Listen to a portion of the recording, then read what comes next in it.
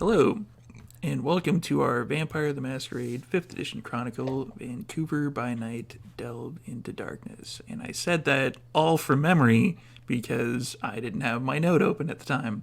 As a warning, this is a mature game and explores some dark and troubling themes. These may include body horror, gore, violence, loss of character agency, gaslighting, mind control, and many others. Our players have discussed consent and boundaries, and we collectively avoid situations that may be triggering. The players will always let me know if any gets uncomfortable by using yellow and red cards in our private chat. If you as a viewer ever feel uncomfortable or triggered, please pause and step away. Our streams are going to be available on YouTube after the game, so you can always come back to an episode if you feel ready, or skip ahead to the next one. They will all be on YouTube, and you can check them out there. I'm going to try to set it up so that we have like chapter breaks in between all of them, so you can just skip ahead to the next chapter. So thank you to our sponsor, Mikhail Artoya of Artoya Designs, who creates these beautiful dice boxes. And that just made a lot of noise, so there's some dice ASMR for you. Please visit him on Instagram, and I'll put the link in the chat, or chances are Mikhail will actually be in the chat, so just drop him like a direct message and throw some money his way, and he'll get you some dice boxes. And Martlet Games. Martlet Games is a collective of TTRPG veterans ready to work for you. For actual play productions to tabletop game development, they're a one-stop shop for all your creative needs.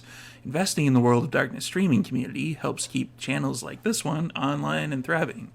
And they greatly appreciate any love you can share with them on their Patreon or various media platforms. Their Patreon link will be over there. And last but not least, certainly not least, is Dogmite Games. Dogmite Games is the best gaming company you've never heard of. They combine craftsmanship with artistry to create truly unique pieces of functional art for your game. From dice boxes and rolling trays to fully sculpted Valhalla screens for GMs, each piece is created on site in their workshop in Michigan by a devoted team of craftsmen. And I've got my Gangrel one right here. I don't know. Oh, that's a ring light. What the hell? There we go. Gangrel. And if you have a dry erase marker, and they're magnetic, you can go. Oh, we're killing all of Steve's NPCs. Oh no, what happened to the Ventru? No. Because she said it first, Abigail's getting diablerized. What? And now it's time to introduce the vampires. Let's start with Joanna up here. Hello, my name is Joanna. My pronouns are she, her, and I will be playing Abigail for you. Also she, her. She is a Tucky Tremere, and she is maybe looking forward to the Venture meeting. I'm not sure yet. We'll see. It's still up in the air. And Prince. Hey everybody, I'm Prince, also known as Dimples and Dice around the internet, and I'm playing your friendly neighborhood Banu Hakim assassin, sort of, now. I'm really not doing too much assassinating in these days. No. Anyway, yeah. I'm meeting up with the Ventru tonight, and I hope no one tries to dominate me, because I will kill them and take fortitude from them. It's just the way it's going to have to be. You're not, that's not planning ahead at all. I mean, they say make plans and, plan ahead for things, but then people start throwing around terms like premeditated. Mike.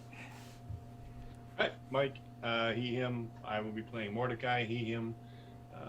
Mordecai's disappointed in Jaw. He thinks he's become domesticated now. He thinks Jaw really needs to just cut loose. I don't think he needs encouragement in that regard. Look at him. He's wasting away his potential. Sure. Sara is not able to join us this week, but she will be back next week. The potential Prince Jude merch is over there. Support Jude for Prince. And last but certainly not least, over here, right down here, is Cliff. Happy time zone, folks. My name's Cliff. I am playing Duran Giovanni tonight. Giovanni Taylor, Hakata Taylor, who hasn't been doing a lot of tailoring lately, but has been doing some creative work anyways, who's very much looking forward to having a chat with the very much so. Not nervous at all. No, no. This is going to go very smoothly and easily. Can definitely tell. Ignore the fidgeting. Thank you very much. I'm he, him for both of us, and enjoy the show. Make sure you have snacks. And this guy is Storyteller Steve, so I'm going to pause for 5 minutes while everybody who's watching at home can go and get snacks. No, I'm kidding. We're not going to do that. Sorry. There was a 10-minute warning at the beginning. I'll see if I can remember to put in the chat to have everybody go and get snacks now. So, when last we met, this intrepid group of kindred, they were plotting and a scheming, and they were meeting with the Toreador last session, of which there was a bit of social parrying going on. There was a little back and forth, and potentially they might be on side for making Jude Prince. I don't know. Who knows? I mean, it's okay if they just stay the hell out of the way. I do know. But I can't tell anybody just yet. That'd be telling. And they met with some Banu Hakim who were ridiculously easy to convince. It took just a few short sentences and a back and forth, and they were like, yeah, okay, sure, let's do it. Why not? And who needs charisma? You just talk to them and just, here we go. It's true. It's true. You got to approach them with ideas.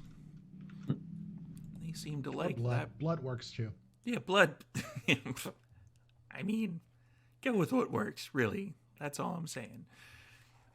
So it would be the next evening, and I'm going to get a rouse check from everyone. If you are in the chat, pop over there, hit !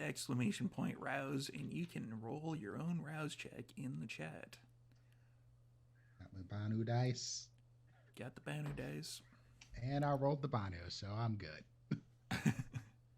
And a thumbs down from Abigail. Mordecai, how you doing, buddy? And that is a thumbs down for Mordecai. We are rocking a 50%. Mordecai, you hear Mordecai. No. Why are you negotiating with all of these lesser kindred? You should just eat them. Well, I've been trying that. It's not working. Why bother bringing in some of these corrupter types? Just create your own. You have several ghouls. Do that. You know, I hadn't thought of that.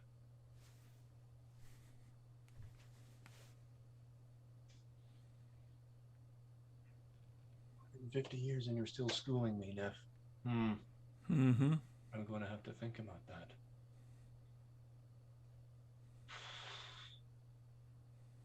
And then they could eat people. But I still got to bring other family in. Yeah. And so, do you?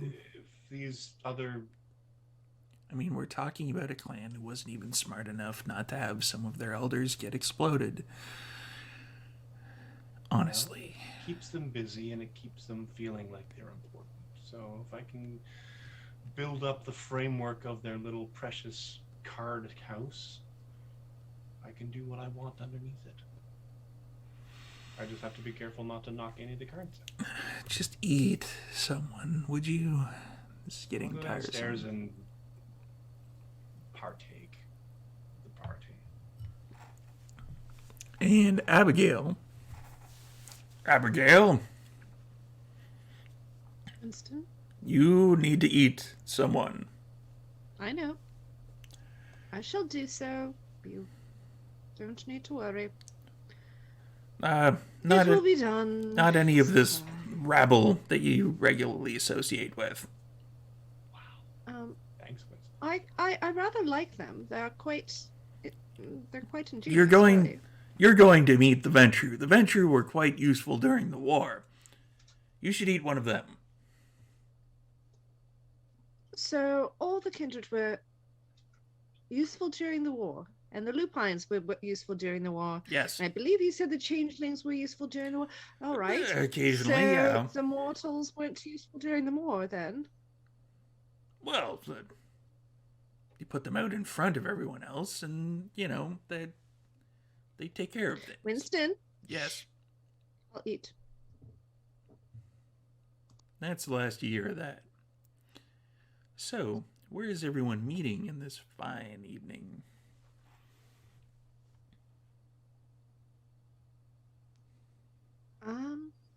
We could go to Sandwich. That seems Jude reasonable. is. It I seems wouldn't like think we'd where be we going would anywhere meet. else. Would it have been agreed that Jude had gone to one of Duran's many shops to get herself a fitted suit or fitted dress or whatever, the fitted outfit for the purposes of the Elysium? Yeah, Jude is getting the Duran treatment, which is different than Excellent. the Duran treatment. But Is it's this yeah, the she- Duran treatment? wow. That joke was hungry like the wolf. Well, you went there. Yes, Yeah. Her name is Jude, not Rio. You know, you keep this up, you're going to become notorious. Uh, So yes, Jude would be at the Oak Ridge Tiller shop getting the, mobbed and measured, and it's going to be a many-hour process. Holding up various swatches of fabric, like, oh, this color, no, that doesn't quite go with that. And Jude is probably just blasting through her willpower, trying wildly to uncomfortable. frenzy. Yeah. Mhm. And we haven't even got to the dance part of the evening. Just wait till we get to the talent portion, I suppose. We gotta Yeah. put Holly Golightly in heels and see what happens. So, everyone is making their way to Sandwich then. See, Yep. Abigail and the shop person would probably show up first, whose name escapes me at the moment because my Gretchen. that's Gretchen. There we go.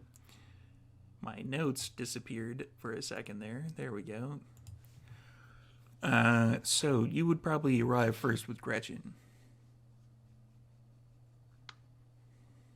All right, Gretchen, did Jude leave you a list of things that you needed to get done in the shop tonight? Yeah, I'm still like getting that list together of like the various colleges and whatever she wants to do. Yeah, I'm still doing that.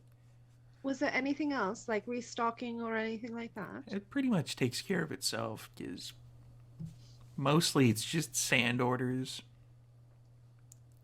All right. So we'll be meeting here this evening, but we'll be leaving. So are you going to be okay here on your own? Yeah, I think so.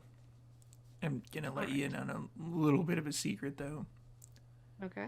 I'm gonna accidentally slide in like a printout of Ron Perlman's IMDb history.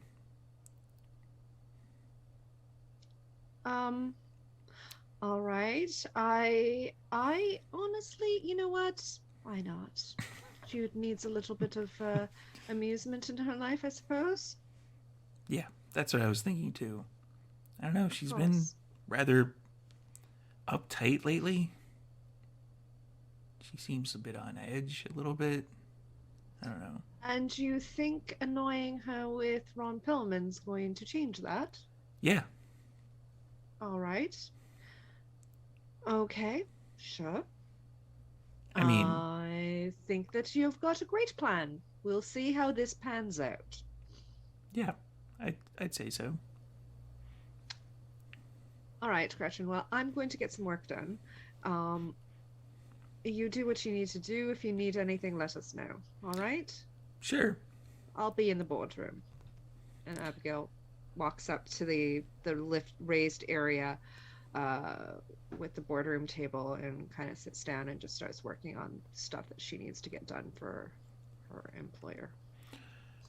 Would Ja have already been there, or would Ja be arriving fairly shortly? I think Ja would be arriving fairly shortly. I don't think he would already be there tonight. Okay. He's not exactly looking forward to meeting with the Venture, to be honest with you. Driving around the block a few times, like. Yeah, I guess Ja would eventually show up. And you know something's wrong instantly about how Ja feels about this because he walks in the door, doesn't stop the bell, and he goes, "Hello, Gretchen." Hi? Is anyone else here? She points to where Abigail is sitting. Great, thank you. Then he just Abigail's walks typing, past and her. she's like, "Hello." For everyone, if you can't see this particular reaction, Gretchen is very taken aback, kind of almost just weirded out by the fact that Ja was actually nice to her. I'm pretty sure Ja has never said hello to Gretchen. Ever. Yeah, it's usually it's either Daunt or telling her to shut up about Ron Perlman. Yes. Some combination there too. Next up would probably be Duran coming in.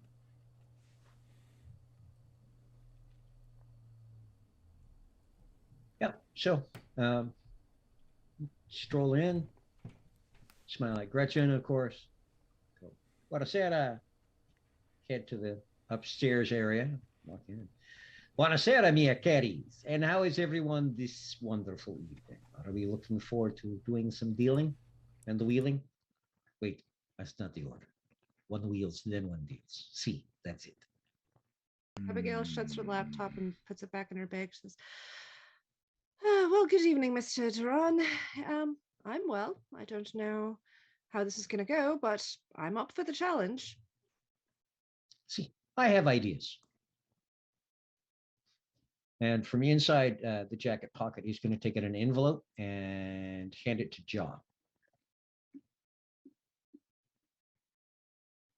What's this?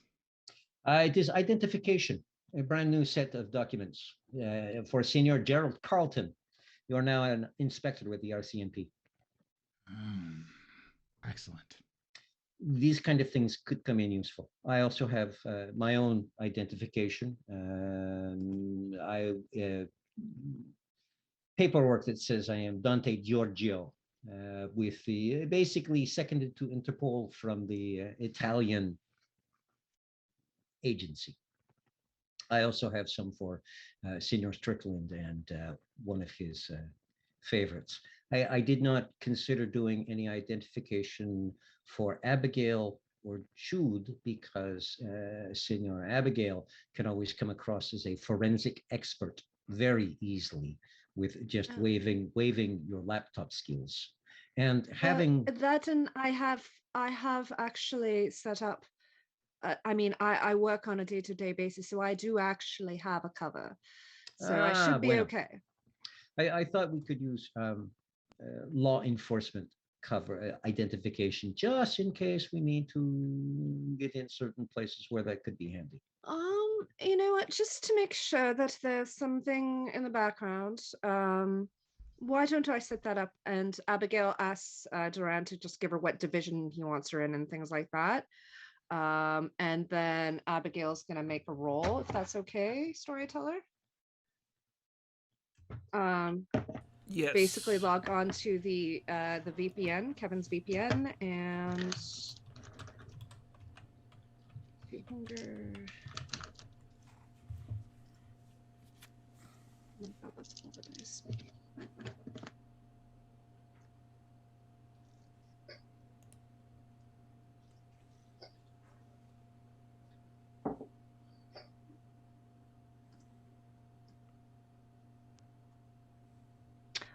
I'm going to blow a willpower. It's early. I'm feeling lucky.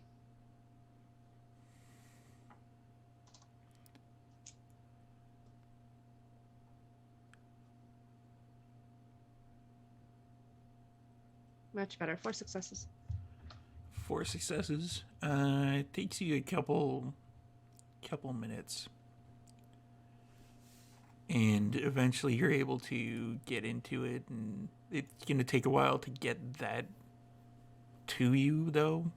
That's part of why it took quite a while for Duran to get it.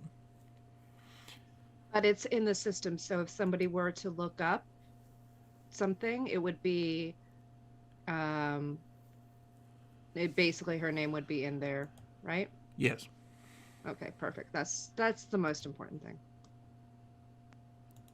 So Abigail relays that to Duran and says, Why "Yeah, not? if That they is look me up, that is fantastic. That is quite an admirable skill. I applaud, Senor. well, the actual paper documents might take a while to get here, but at least they can look me up and verify." So See, My understanding is if you're in a position where they have to look you up past that, you're probably there too fucking long. see, they are That is meant true. for quick in and out. But there are times I've noticed in any country where, when I was in Toronto and Ottawa, when I was in the United States, I had other forms of identification as well. Um, it sometimes makes it easier to force a few doors open here and there.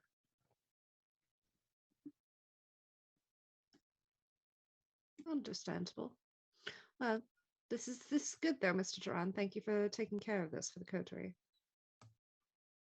It is my pleasure. It is. I am thinking whatever little bits of skills that I can assist with, we all work together. We all help each the other. So we're going to see the Venture then. See, Is there a specific Venture, or was there a group of them?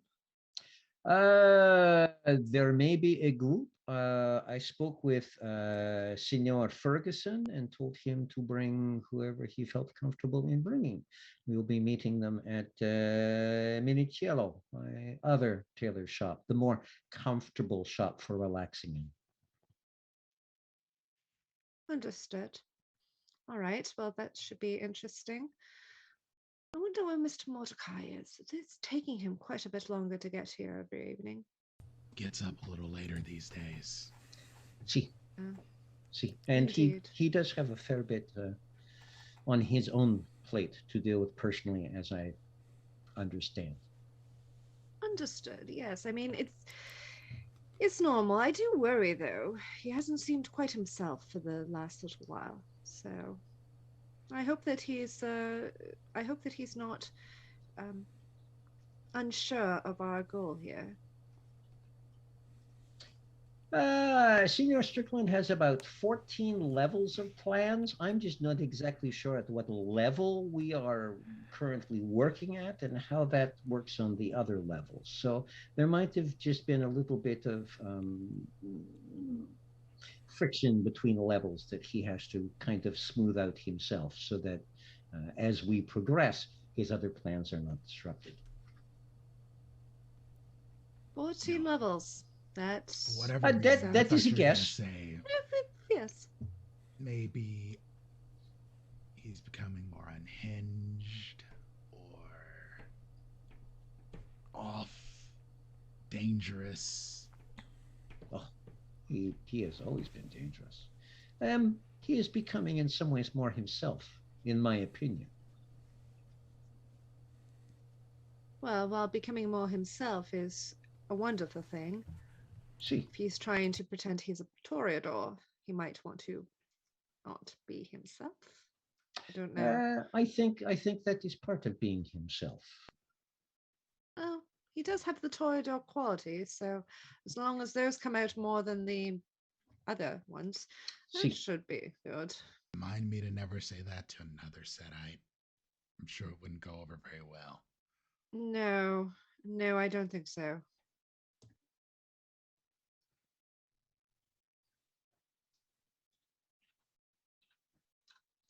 So, speaking of Mordecai, what you up to? Waking up and having the conversation in his head, goes down, partakes of the herd. That's why it exists. Easy money. Put some really long, sort of pensive thought into his retainers.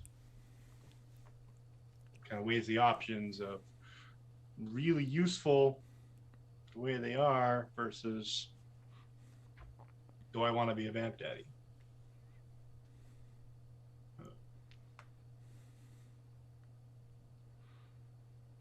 So he puts some thought into it, sort of minorly distracted, heads to the Elysium, or I mean, Sandwich. sandwich. And eventually, Texts. Actually, you know what? No, I'll just have Mercy open the door for me. all right. So Mercy opens the door to Sandwich Yep. and walks in.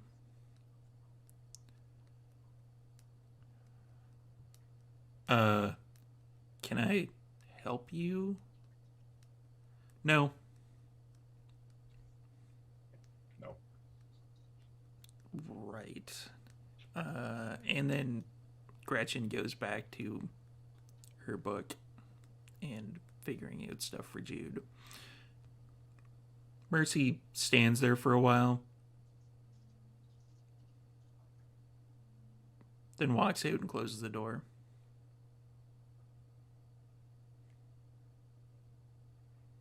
Do I walk in on any of the conversation? You'd walk in pretty much at this point. Okay, fair enough. Speak of the devil. Ah, Senor Strickland. And Morning, Mordecai. I'll pull 2 envelopes out of my jacket He's not actually there. sack pocket. Oh wait, okay. Actually, I might as well, since Yeah. they're not talking about me. All right. I can't. He was gonna obfuscate his way So in. sort of Oh, walk out of basically up here at the base of the stairs, walking in, sort of thing. Just we're not downstairs. We're all upstairs. oh, even better. So just sort of Yeah. wherever you are, it sort of appears out of the mists, as it were.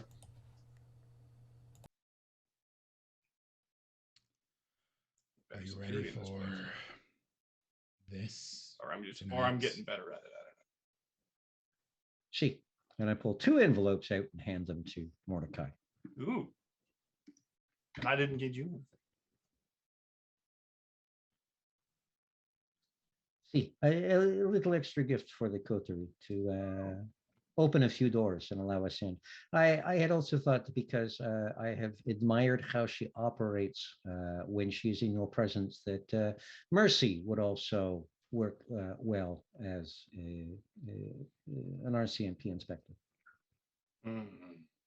Very nice of you, Duran. Thank you. Sometimes it is easier to open doors by flashing a little bit of identification than it is dropping down and putting your weight behind your shoulder.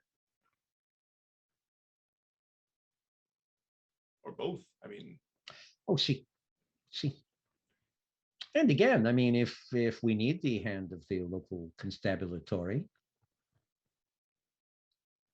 waving these around might just get us a whole lot of help. this will actually help a lot, actually. Thank you. Interesting. All right. Where's our little project? Our little project is off at the Oak Ridge store, being pinned and fitted and measured, and I am hoping that all of my staff are still alive tomorrow. I am expecting that they shall be, but Yeah, you don't have an underground fighting ring that you can just send her down. some of them, when I am not about, can be a little overbearing because they think they do know better. But we are off to Minichello's, my other store, to have a chat with the venture. We don't think it would be a wise thing to have her along with us when we chat with the Ventru? Hmm. For speaking with the Ventru, I doubt it. I suspect Uh, she'll become quite annoyed. The We'd Ventru like to- respect power. We'd like to get at least the start of a deal in place before she gets irritated with them. And C, they respect power. It is a bit of a power move not to show up and to send your seconds to do the dealing. That's why I'm bringing a sword. Nope. Are When we went expecting to the meet same the from the Toreador Ventru? last time? Or are we actually going to see Ferguson? It will be Senior Ferguson, who I've been talking with on and off, and who knows who else he will bring along. I know there was a Senora Wong he mentioned. I think it was a Wong that he mentioned. There are a couple of no doubt other Ventru in the city. And see, I think those are all the names that I have at the moment. So it will be interesting to see who he brings along.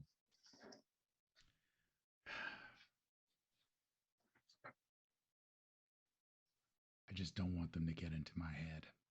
So start issuing commands as they are wont to do, and we will have problems. See.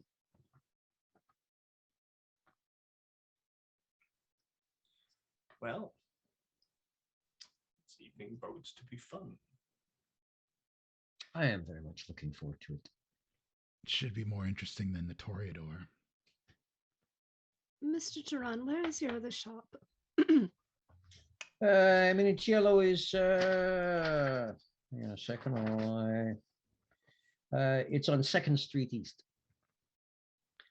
Oh, so not too far. No, but I thought that if Senior Strickland rode down in the limousine, as is his wont, we could just take the limo over. Limousines are not unknown in that part of town and in front of that shop. All right, that's fine. I have had some clientele from the Hollywood North community, one could say. Interesting. What do the Those kids say? If you supernatural got it, folks come flaunt in there. it. See, now I keep hoping Ron Perlman comes up here to do a shoot because I will. He is very particular about his cigars and his suits, and I will make sure to extend an offer to him with hopes of actually introducing him to. Just because I want to watch your pretty little head explode. That'd be quite the That mess. would be interesting. See, it would be. One day, perhaps. Well, All right. Well, if the lot of you are ready to go, I'm just going to make a little quick change. I didn't want to really walk down here in what I presume is probably not stylish for me. So I'm just going to make a little quick change and then I'll be right back. Storyteller Abigail would have spent her money and Cassius's tab at Louis Vuitton. Okay. Getting a pair of dress slacks and basically not to go out of the whole heels out of the boots thing, but they're basically like calf high or mid calf boots with probably a bit of a heel just to give them a little bit of a lift. And some very, very nicely tailored slacks, a dress shirt, cut, and then she would have on top, as opposed to a suit jacket, because it's Abigail, she would have her leather jacket on. Okay. And she's going to use one of Frankie's potions, and she is going to pull a because Ventru might not like her blue hair. So she's, well, my hair's blue anyway. Nice dodge.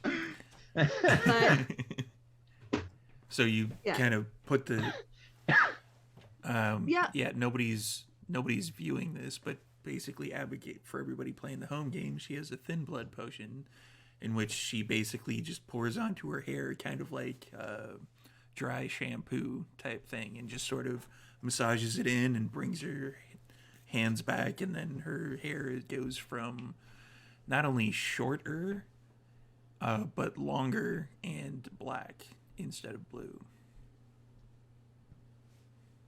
Yeah, Jai's not changing clothes. He's wearing jeans, t-shirt, or jeans, sweatshirt, and a pair of all black Nike Air Force Ones. That's fair.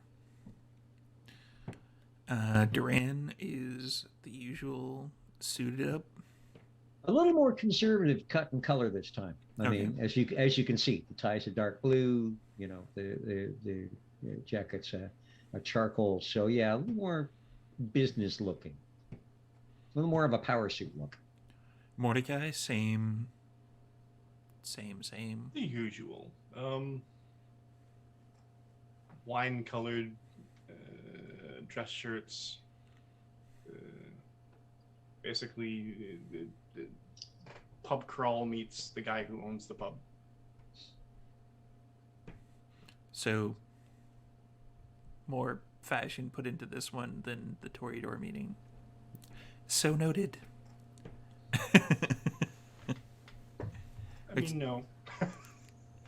Yeah, Ja dressed down for this one. He dressed up for Toreadors. It's not really 'Cause dressing up when you he dress knows like it they're all the more time. vain, Oh yeah. but for the Ventru, he's like, No. my power move is not bowing to the way they want me to do things. So are you making your way to Duran's shop? Let's go. Duran, where's the shop located?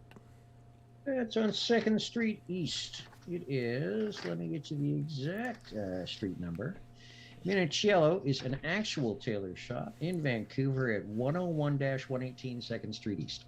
And if they want to sponsor Sponsor an actual us, Play yeah. Vampire, yeah. I am always open to talking to actual tailors You want to in tailor talk shops. suits? I will put a very important ad at the very beginning of our ad section and just be like, yeah. And if they're here. not up for it, remember that Jude is being fitted at Oak Ridge Tailor's 6371 Canby Street. Whichever you two contacts us first. It's a race. Yeah, at this point, it's a race. So, describe this particular tailor shop. It's a little less on the glass frontage than most tailor shops are. It's a little more higher end. They do have a couple of display windows, but they're not large and they're not ostentatious. They are very subdued. It's a lot of brick and stone. It's an older building in that area, and we're going to get there a little before the Ventru by a bit. And you go in and it's just, flick the lights on and it's wood everywhere. It's got that cedar wood smell and that warmth of highly polished, well-treated wood floors, wood counters, everything. It's not quite plush, but one step down from it. The chairs aren't velvet upholstered, but they're close. There is a lot of leather. Okay. Kind of like what you would kind of expect from like an old school tailor shop with old school kind of British Savile Row kind of thing, more so than a modern North American. You have the rest of you kind of halfway expect somebody to come out with like a tape measure around their neck with like the rolled up sleeves ready to tell you to stand up on something so that they can get your measurements. So you turn on the lights. Everything is pretty much as you would have expected. Your manager for this particular shop keeps everything to the letter as to what Duran expects. Everything has its place when they close at night, and everything has been organized to Duran's specifications. Is anyone doing anything while we're here? Any conversations, or that looks like a roll on Abigail's part? 2 successes on Sense the Unseen. I just want to make sure that nothing's afoot. You close your eyes a few times, and your supernatural senses reach out, and you don't really see anything. Like, this seems kind of standard-ish. Doesn't seem to be any wraiths nearby necessarily. It's just, yeah, it's a tailor shop. All I right. would say that Ja is probably just walking around the place, checking exits, looking at windows, that sort of thing. Not that he doesn't trust that Duran has good security, but just for his own peace of mind. Just to make sure that Ja knows where things are. And All the entrances, all the exits. Is there places that you could use for cover should the need be? yeah, Yeah. there's a number of tables that are probably there that are set up. Tables, counters. There is a back room with shelves of fabric, and it's about 3 times the size of the shop where all the work obviously goes on. Several industrial style sergers and sewing machines. There's a door out the back, as well as a loading dock style out the back. And it would take a moment to notice them, but there are little cameras bloody well everywhere. There's not a square inch of this place that is not obviously being recorded. Excellent. Mordecai, any specific preparations? We're meeting them here.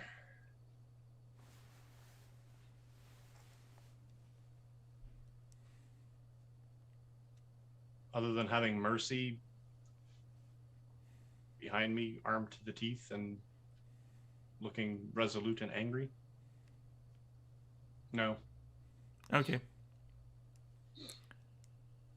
So, as Ja finishes up his sweep and rejoins the group, there is a knock at the door.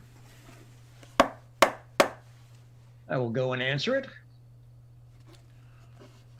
You kind of peek through the blinds just to double check, make sure. And Obadiah Ferguson is standing there with several people to his either side. Oh. And Mi Familia, it is our guests have arrived. And open the door and go, Senor Ferguson, please do enter. Mr. Giovanni It is And a great pleasure to see you tonight. offers the hand. Yep, shake his hand firmly. It's been a while. See, it has been an exciting while too. So much going on in this wonderful little city. These are my associates, Vivian Wong and Victor Davenport. Senor Davenport. I had heard the name mentioned. I had been looking forward to meeting you, but I was told that there was goings on and things happening and et cetera, et cetera. So please do come in. So for everybody playing the home game, Vivian Wong is about 5'6" Asian woman, just kind of like power suit, and she kind of thinnish. She kind of carries herself as if she's much like more intimidating than she actually seems to be at the outset. Important question for the storyteller here. Yes, Is she wearing heels? she is. And she might be taller than Ja. Victor Davenport has kind of long brown hair pulled back in a very tight ponytail, suit on. It's kind of grayish. I'm resisting the urge to say it could be blue, it could be yellow. You're not quite sure. No, it's more of a Toreador suit. Could it be brown? Yeah. Could it be blue? Could it Too be? soon. Could be Violet's guy.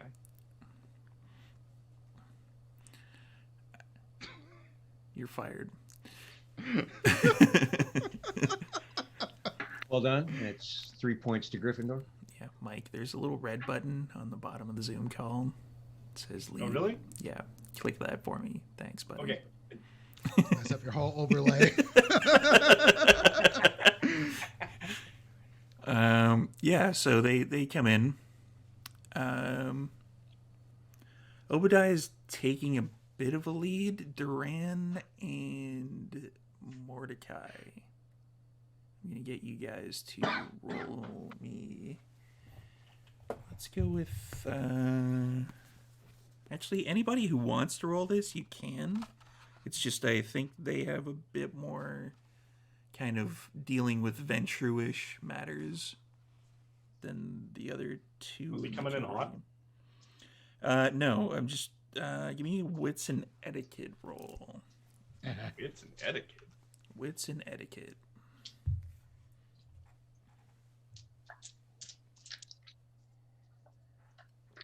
Or a witiquette roll.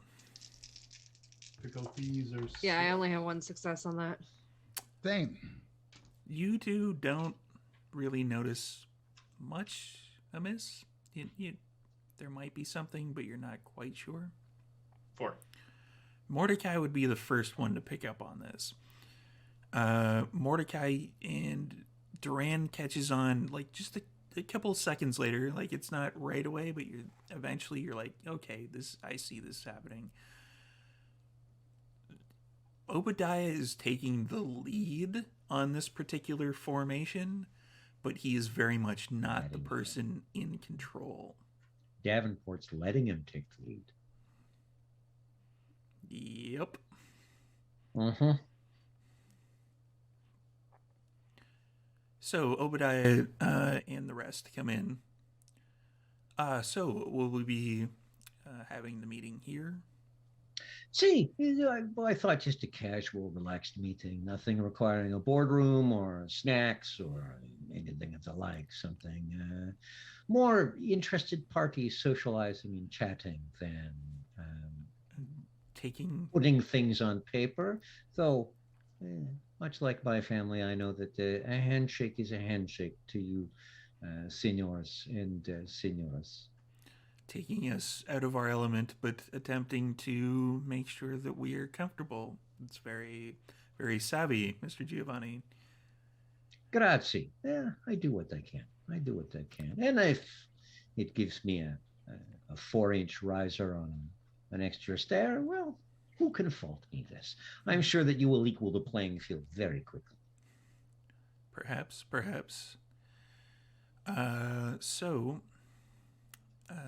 As a storyteller for Duran, the particular area that you would have set up for the meeting, do you have enough seats for everyone? Like, is it all leather seats? Okay.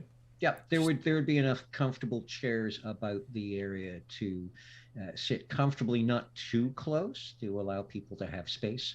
I'm expecting, of course, Jaw to be on his feet the entire time. Same thing with Mercy. Yeah, probably. Neither of those will be sitting.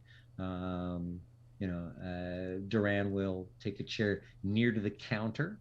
But other than that, yeah, there's enough space for everyone to sit comfortably. Okay. I'm also assuming that Jaw is staying on his feet. Absolutely. Yeah. Absolutely. Abigail and Mordecai, are you taking seats? Mordecai? Yes. We'll be sitting back, relaxed. Mercy at very one much side is with her hand on not- his shoulder. Yeah. Very much is not relaxed. Abigail?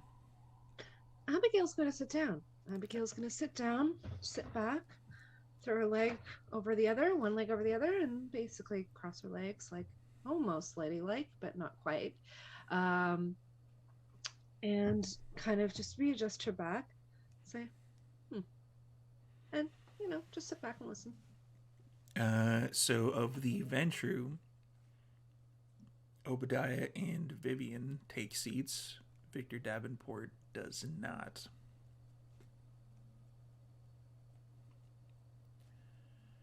So, Senor Ferguson, and thank you for bringing several other members of your clan. I'm sure that before the interesting events of a short time ago, there were more of you in the city, and I'm expecting that in quick time you will bring the population back up. Vancouver is excellent for business, after all, being a port city, being under the eye of so many other countries, not just here in North America. It is a very important focal point. And this is a little bit of what we want to talk with you about. Things kind of fell apart through A little, yes. through no dereliction of any of our own here, and it is time to organize and rebuild and turn this back into the shining gem that it had the potential to be. Currently, there is no power structure in the city to speak of. The prince has gone missing. The seneschal is who knows where. There might be someone with stylings to be a small fish here or there, but pretty much, save for two, all of the Primogen have left the city. The two that are left being one here among our close friends and associates, and Yes. the Bruja, who knows where that one ended up. Miss Abigail, I believe, of the clan Tremere. Indeed. Pleasure. See, so what we as a group have been organizing, I would say moderately well. We have several alliances, groups that we are working with, partnerships, and we want to know what the venture plans are for Vancouver going forward. We and he shoots like a very quick glance that Mordecai and Duran would probably pick up on first. Ja would probably pick up on it because Ja is very much like, keeping an eye on them in case they try. I'm watching Davenport because he's standing up. Then you would see the second part first before you realize what exactly had happened. Abigail, you'd probably notice this as well. For Obadiah looks up ever so slightly at Victor Davenport for like a split second, and Victor Davenport just like nods his head. And Obadiah Ferguson goes back to, well, we were going to be talking to you about that as well. We, as the Ventru clan, want to participate in the rebuilding of Vancouver. I don't think that we could do it without the Venture clan. Your influence, your business, your savvy, both operating financial engines and people. No, there would be no rebuilding of Vancouver without the Venture clan having a very strong hand in that rebuilding. We were just wondering in what shape or direction you saw your participation, or to what degree you are looking at involving yourself in the rebuilding of this wonderful city. Well, we would need a prince, obviously. See. And as a minor correction from earlier, as you had said, the doesn't seem to be much of a presence in Vancouver. I would mildly disagree.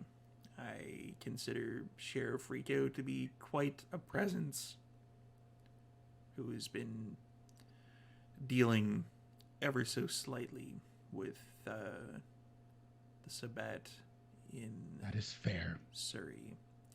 I have worked with Sheriff Rico. So we have heard, Mr. Ja. Or would you prefer Mr. Cato? I don't care. Very well, See. Mr. Cato. Sheriff Rico is, I think, one of the constants that will continue on. I think no matter what structure we set up here, Sheriff Rico will continue to be Sheriff Rico. About that. Hmm. Rumors abound that part of the reason that the Sabbat had been pushed back as quickly as they had been is that there is an Archon in the area.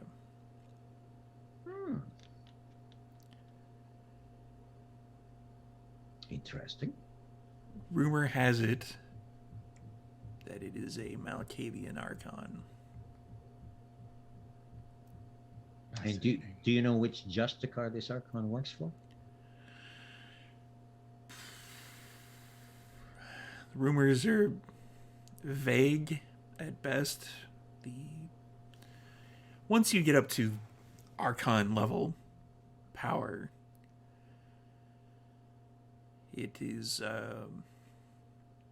how should I put this? Let's just say that obfuscate works a little easier for them, being Malkavians, than it would have for most of the other clans. It does seem odd to me, though, that an Archon would show up and not start bossing people around. They've been a little on the busy side. During a Sabbat incursion, rallying the troops just skipped over that part. See, as a note, the city is fairly large, particularly when you include the various suburbs and smaller attached towns. I mean, there are quite a number of kindred that we did not run into during the whole Sabbat issue. I do not disagree, Mr. Giovanni. It just seems that Archons have giant footprints they leave. So rumors about Archons, rumors seem to be used to scare people. I am not one to tell any Archon how to do their job, but this particular Archon in the past has been known to only make their presence felt when they feel it necessary. They showed up, helped us clear out the Sabbat from what I've been hearing. I believe Sheriff Rico had seen them. May have kept things quiet. Who knows?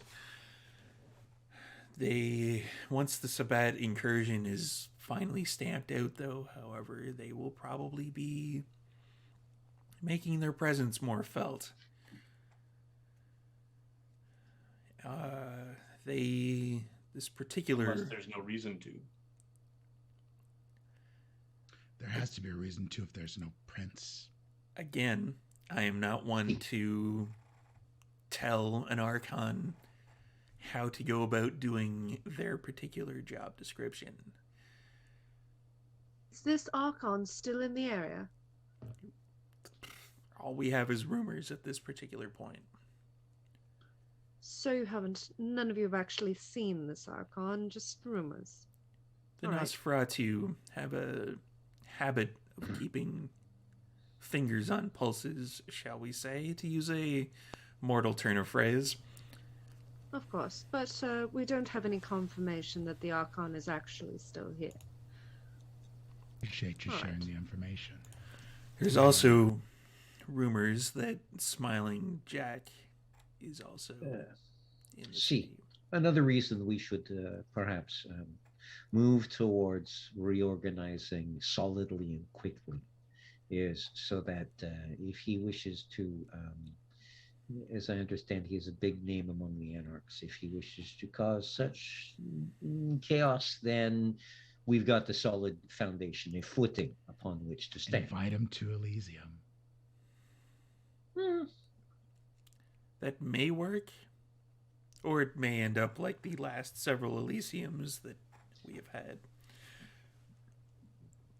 we really need to do something about the tradition in this city of blowing up Elysiums. I think it is passé.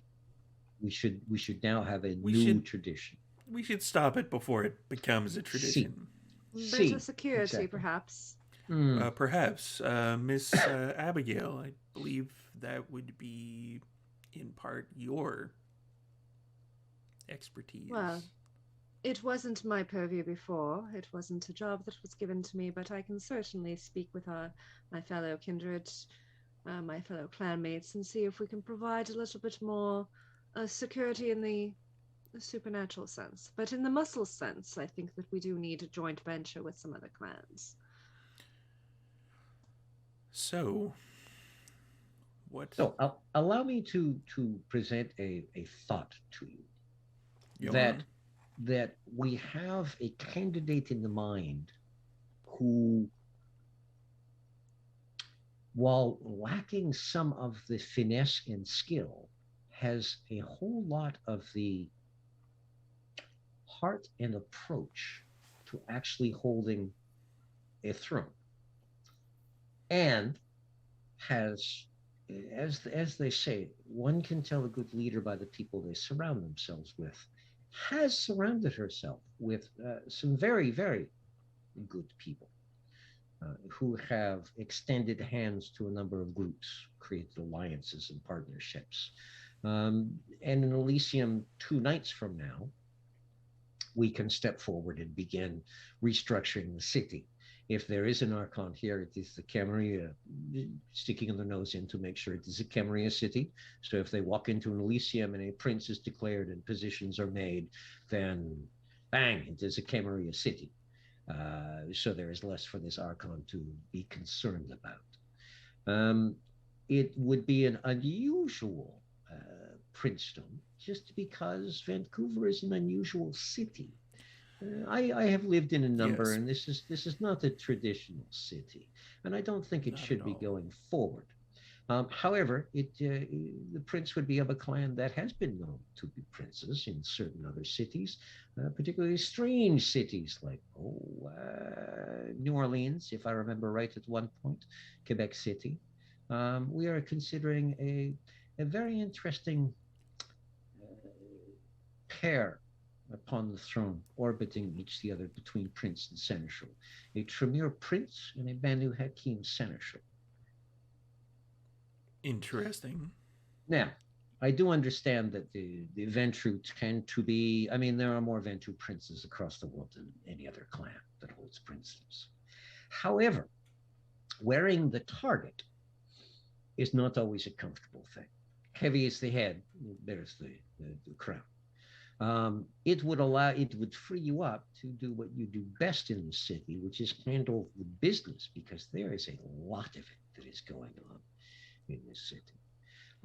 A partnership between the prince's structure and the Ventrue clan would be a very strong thing to do with business. And I imagine that I could convince this prince that ceding Burrard, West Georgia, the entire financial district to the Ventrue would be a very wise move on their part. Who might this prince be? Or We are- potential prince? This potential prince would be Signora Jew Duncan of Clan Tremere. Interesting. And I'm going to get a wits and etiquette from everybody again. Just to see if you notice. See whether or not we What notice just it's happened? laughing. Actually, I'm gonna rouse my wits. rouse my wits while I'm at it. Oh yeah, baby. That's some good rousing, that is. That was much better. Without rousing, 4 successes. Ja, you hear, hey man, what are you doing? No, Why are we It's here? not the time. No, we don't want these guys in here. That's what I'm saying. Like, they're going to mess with your head. Yes. You should probably get out of here.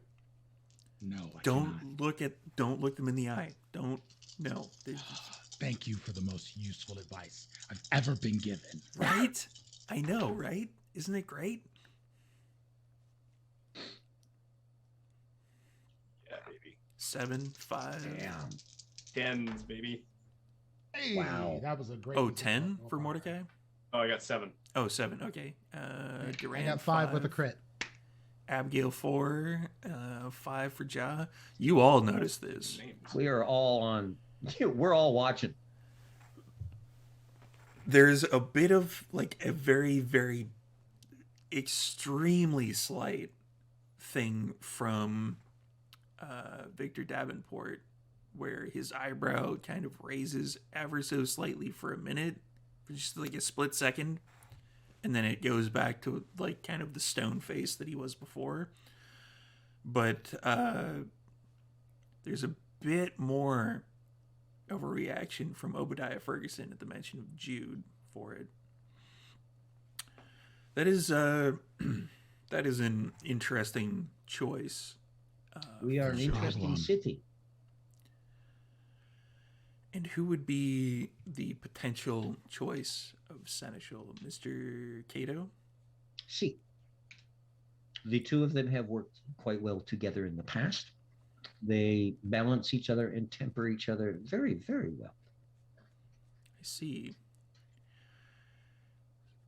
Now, of course, we would need Primogen, representatives from each clan, and Signora Duncan will listen very closely to Primogen when they speak because she recognizes that she is new and requires the feedback and input of the other clans in the city.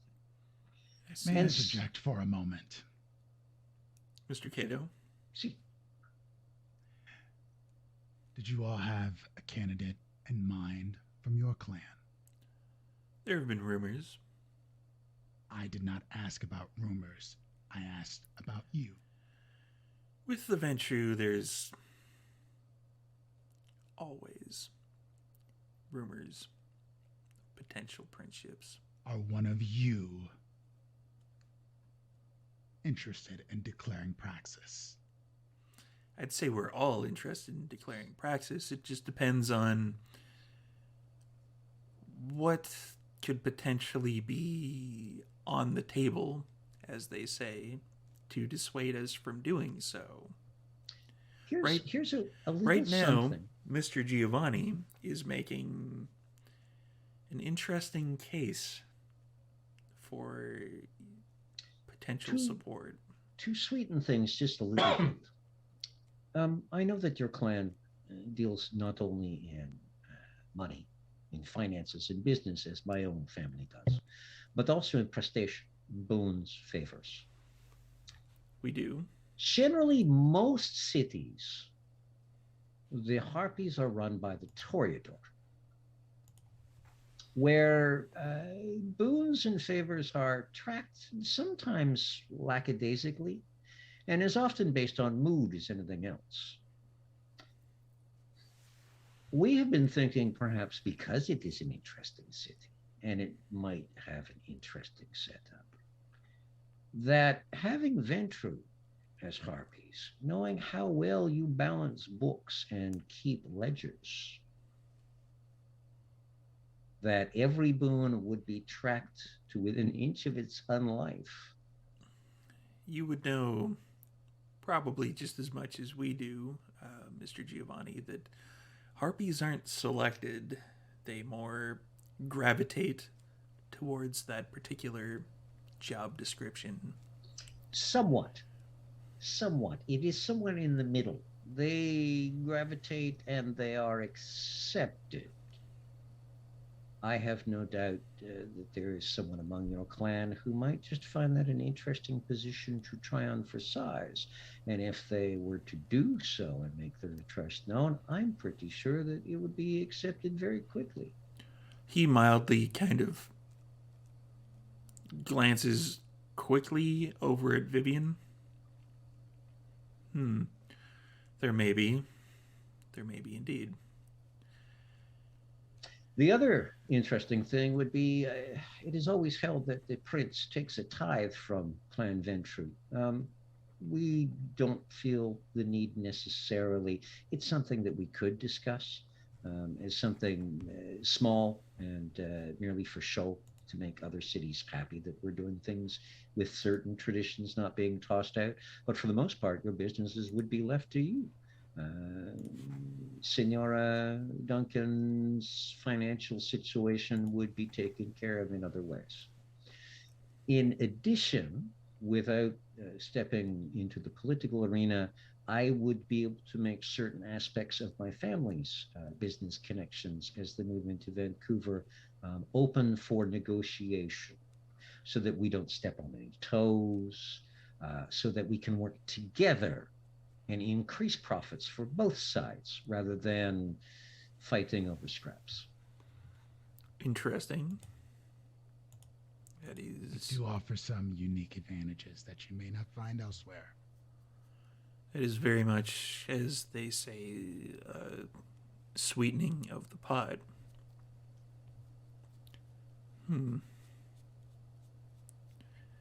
Well, we knew of all the clans, the biggest gift with the brightest bow would have to be offered to the Ventru.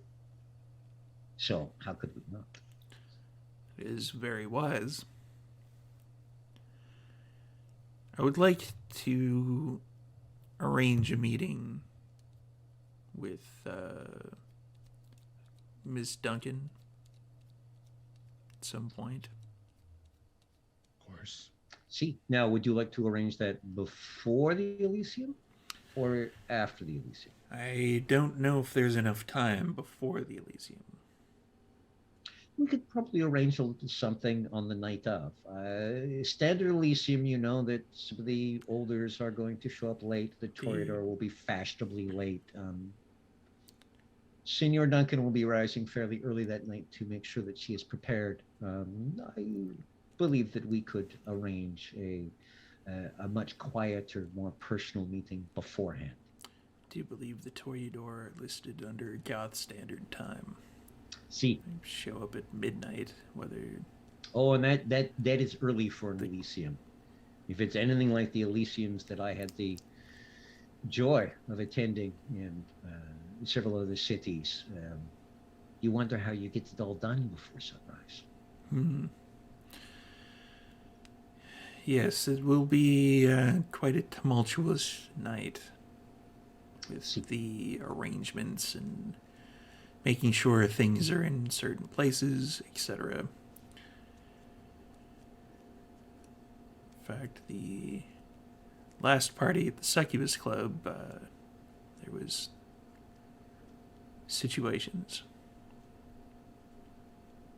See. Oh, and as one more little bit of icing on the cake, Senora Duncan has quite an interesting relationship with certain anarch elements in the city. I wouldn't say so much as to cast aspersions on her being a supporter of the traditions and a fine fit for the throne, but enough to keep them from disturbing businesses too much.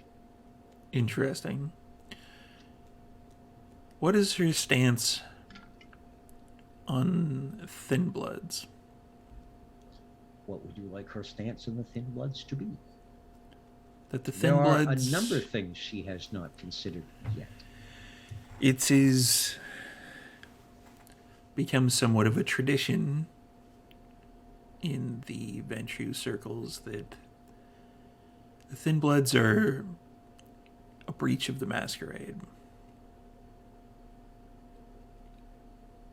And that is something that we will bring to Senor Duncan's attention forthwith and have a discussion on how they breach the Masquerade and what needs to be done about them. Well, you've given us a lot to consider. See, that is why I tried to get us a couple of days at least before the Elysium, so that you have time to meet with the rest of your clan as they stand, speak with any of your elders outside of the city, and get their feedback and input. This is not a decision to be taken lightly. We have been discussing it for quite some time, well before the Sabbat incursion happened. as an exercise and a potential, but since this Sabbat occurrence, it is now an actual.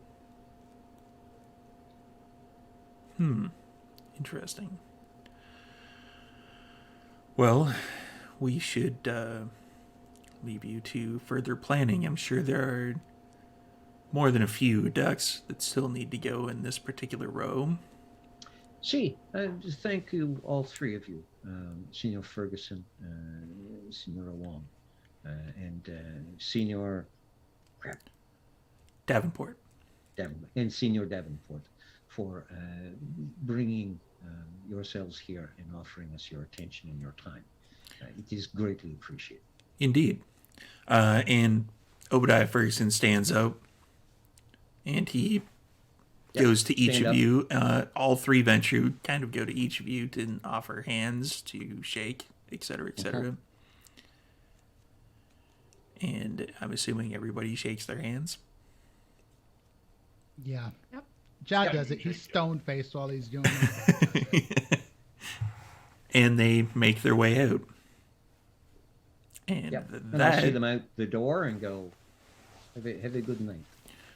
And that seems like a excellent place to take a bit of a break. So everybody come on back in about 7 minutes or so, and we will see what the coteries' reaction was to this particular meeting.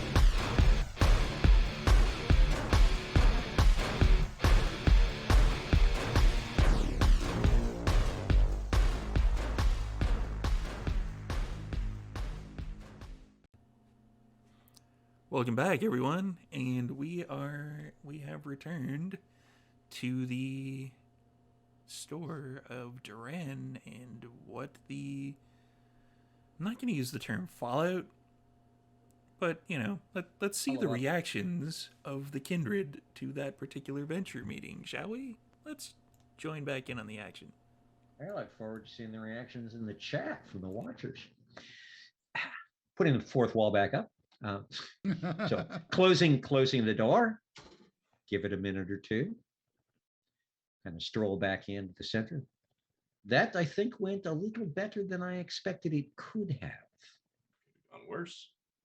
See, it could have gone much worse. You know, Do I you was think we actually have- expecting. Please, go for it. I was just going to say, do you think we actually have the support there? Because nothing's really stopping them from just declaring praxis at Elysium. They don't have as much support as we do that we are aware of yet. And just because most princes are Ventru does not mean all princes must be Ventru. There are I many agree. other princes out there. So see, I don't think that they have the foundation in place that we have.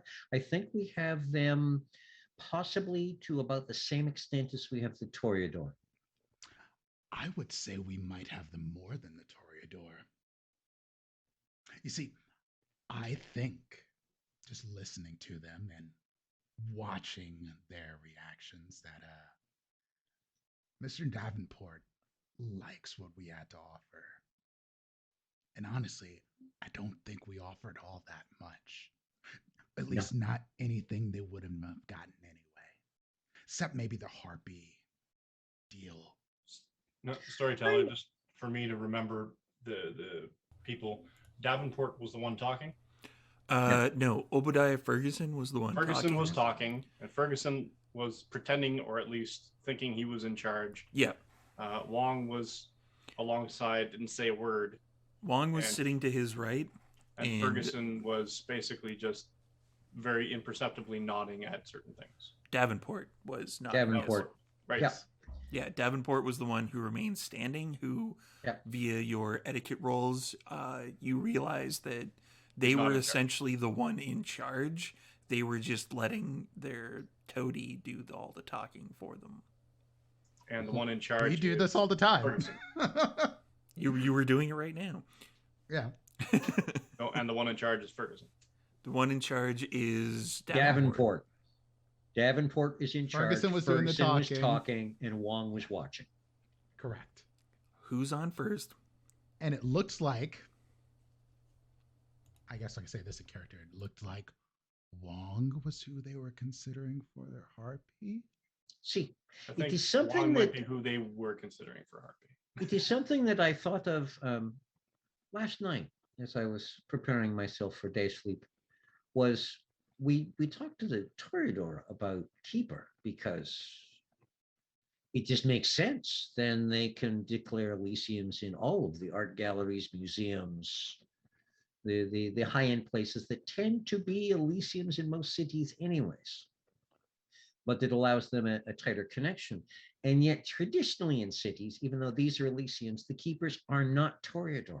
They are more often one of the other clans. And I thought to myself, if we're going to do something a little interesting with the throne and with Keeper, why not continue to do something a little interesting? Introduce the Ventru to the Harpy position. Not this head Harpy, not as all Ventru Harpy, but as bring one or two in, because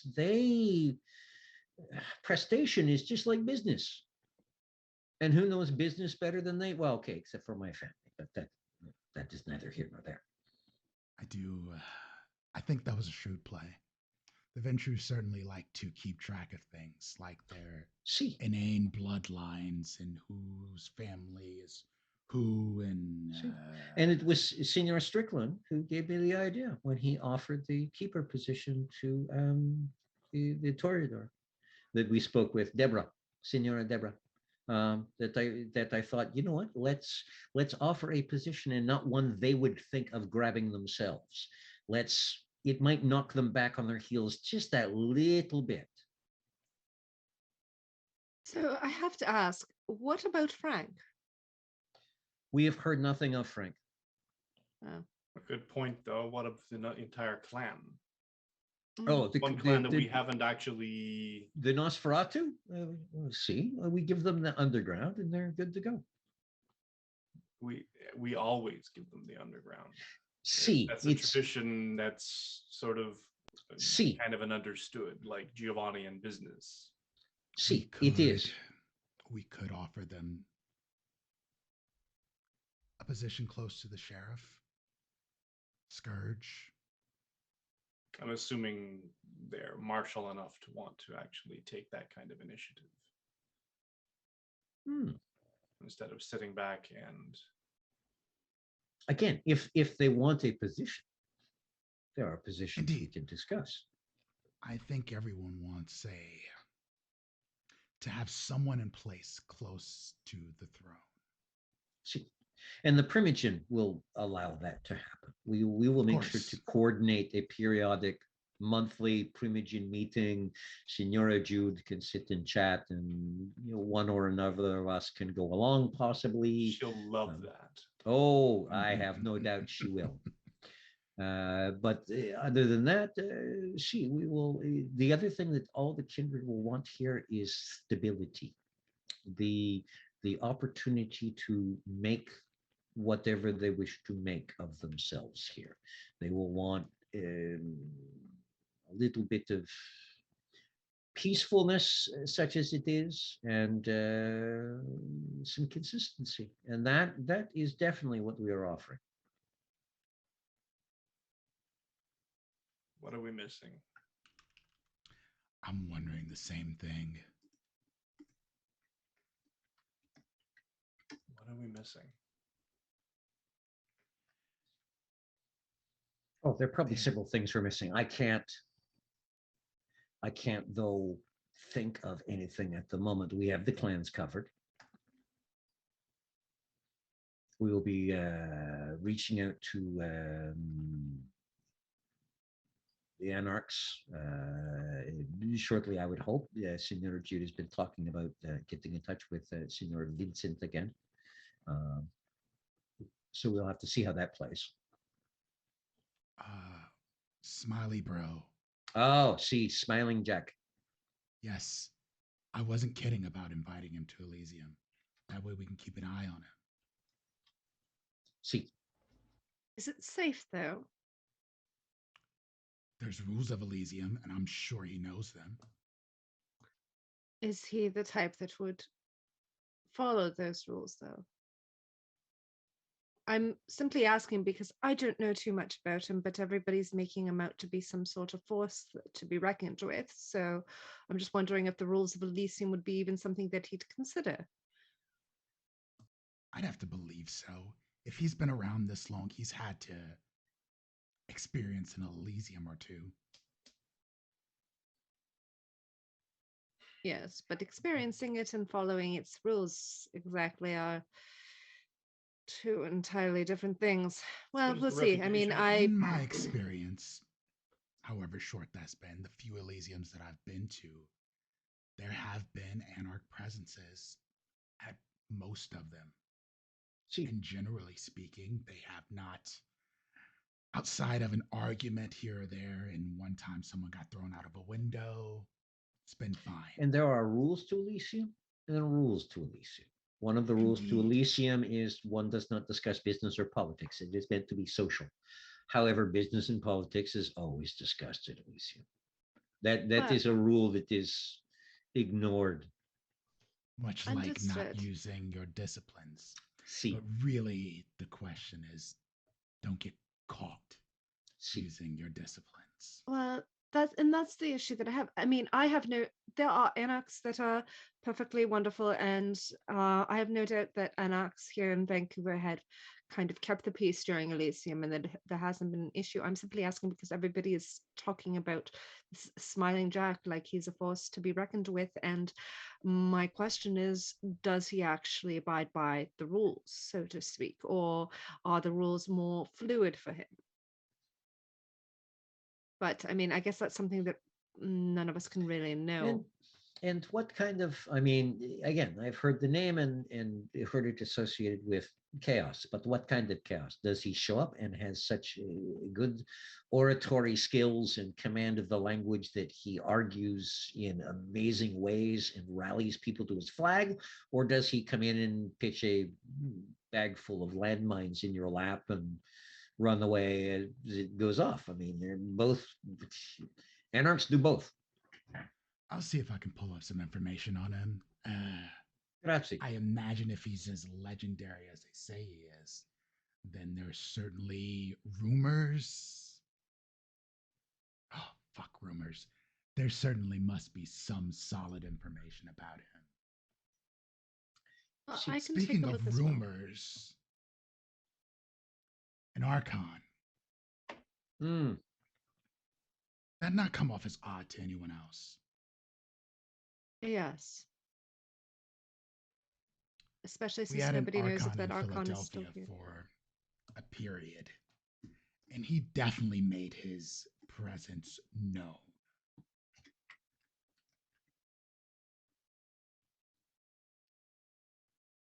It The makes question me is, weary. see, a little. It, but again, different archons will do things in different ways. I have, I would not say really met any archons. I have seen the activity of one or two here and there. Um, I got Stands tossed see, to around like a reason. little bitch. see, Honestly, they do it was tend to come unpleasant. in and throw around their weight, but It stands to reason that if it was going to actually throw his weight around, he would have done so already.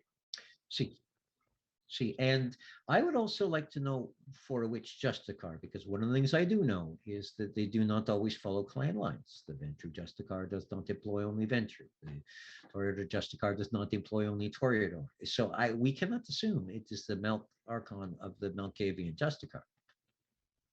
So Indeed. because the Justicar would have dispatched this Archon with orders, at least suggestions.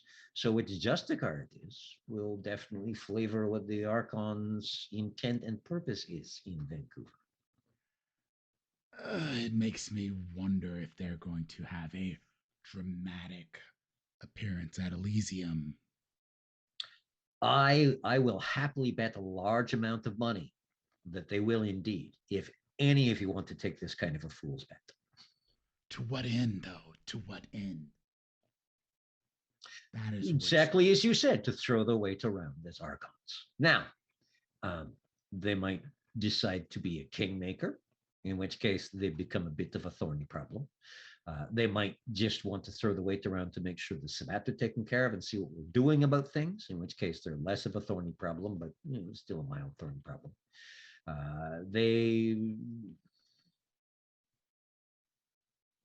There are lots of reasons they could come in and attempt to strut around the chessboard like a pigeon.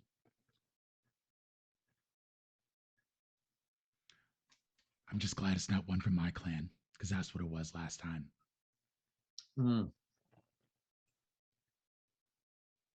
I've never seen an archon from your clan. I think I'm happy. Again, unpleasant. I mean, my hope is that they're not here anymore anyway, because I can understand that they would have come in for perhaps cleaning up some of the Sabbat issue because it is in their best interest. But would they have really any reason to stay? If there's a solid Camarilla presence, they would not. But we don't have a solid Camarilla presence right now. Yep. So we can assume they're here and they're watching because they haven't made their presence known. And this is why I believe that they'll show up at Elysium. See. We have been throwing our weight around. They will want to see. We may not see them, but they'll probably be at Elysium. See. I suspect we'll see them. The Or elders they'll sure appear like as someone to we put don't on know. a show to throw around their power, to show who's really in charge. Happens in every city, especially after Sabbat.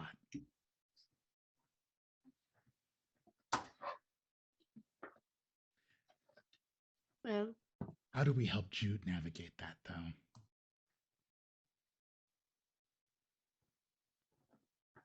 In what manner do you mean? Help her navigate dealing with an archon? Indeed. yes. Well, it depends on whether he reveals himself before or after she declares praxis and takes the throne. If she takes the throne, then she can present herself as the prince and say, "It is nice to see you. How can we help you?" If it is beforehand, then there might be a little more, did the children put it these days? Sucking up. A really interesting term when we're talking about us. Ooh, actually, archon. That would be the groom. Is Nothing. Okay. Jude the type to bend knee? No. As she There- would have to if we knew that this See, individual was an archon. there are always times to bend the knee a little bit. I think Jude needs to be simply told about it beforehand so Oh, that see, she no is prepared surprises. to bend that knee, because if she is just put in that situation, I honestly don't think that she would bend the knee. So it would be a matter of advising her that this might happen, that it is in her best interest to bend that knee, regardless of whether she means it or not. And then maybe we can get somewhere.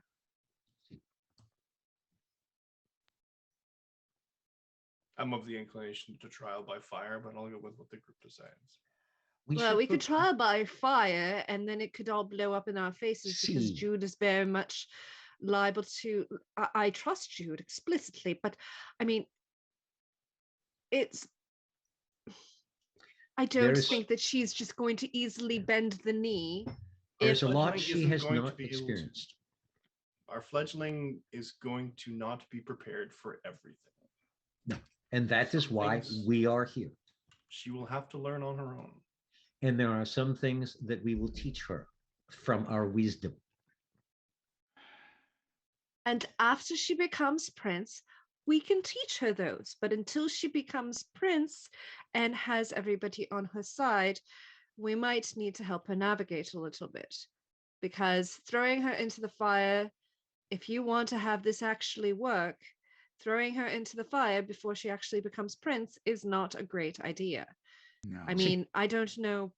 I See. don't know much about politics, but I don't think that this would end up well. And us being in her immediate circle and having had made these deals, then the eyes turn on us. And this is not good either. I have mentioned before, Senior Strickland, a little quieter. We are either all in or we're all leaving Vancouver. And you keep assuring me that we're all in. And then you keep bringing up things like toss her into the fire, see what happens. That doesn't say we're all freaking in.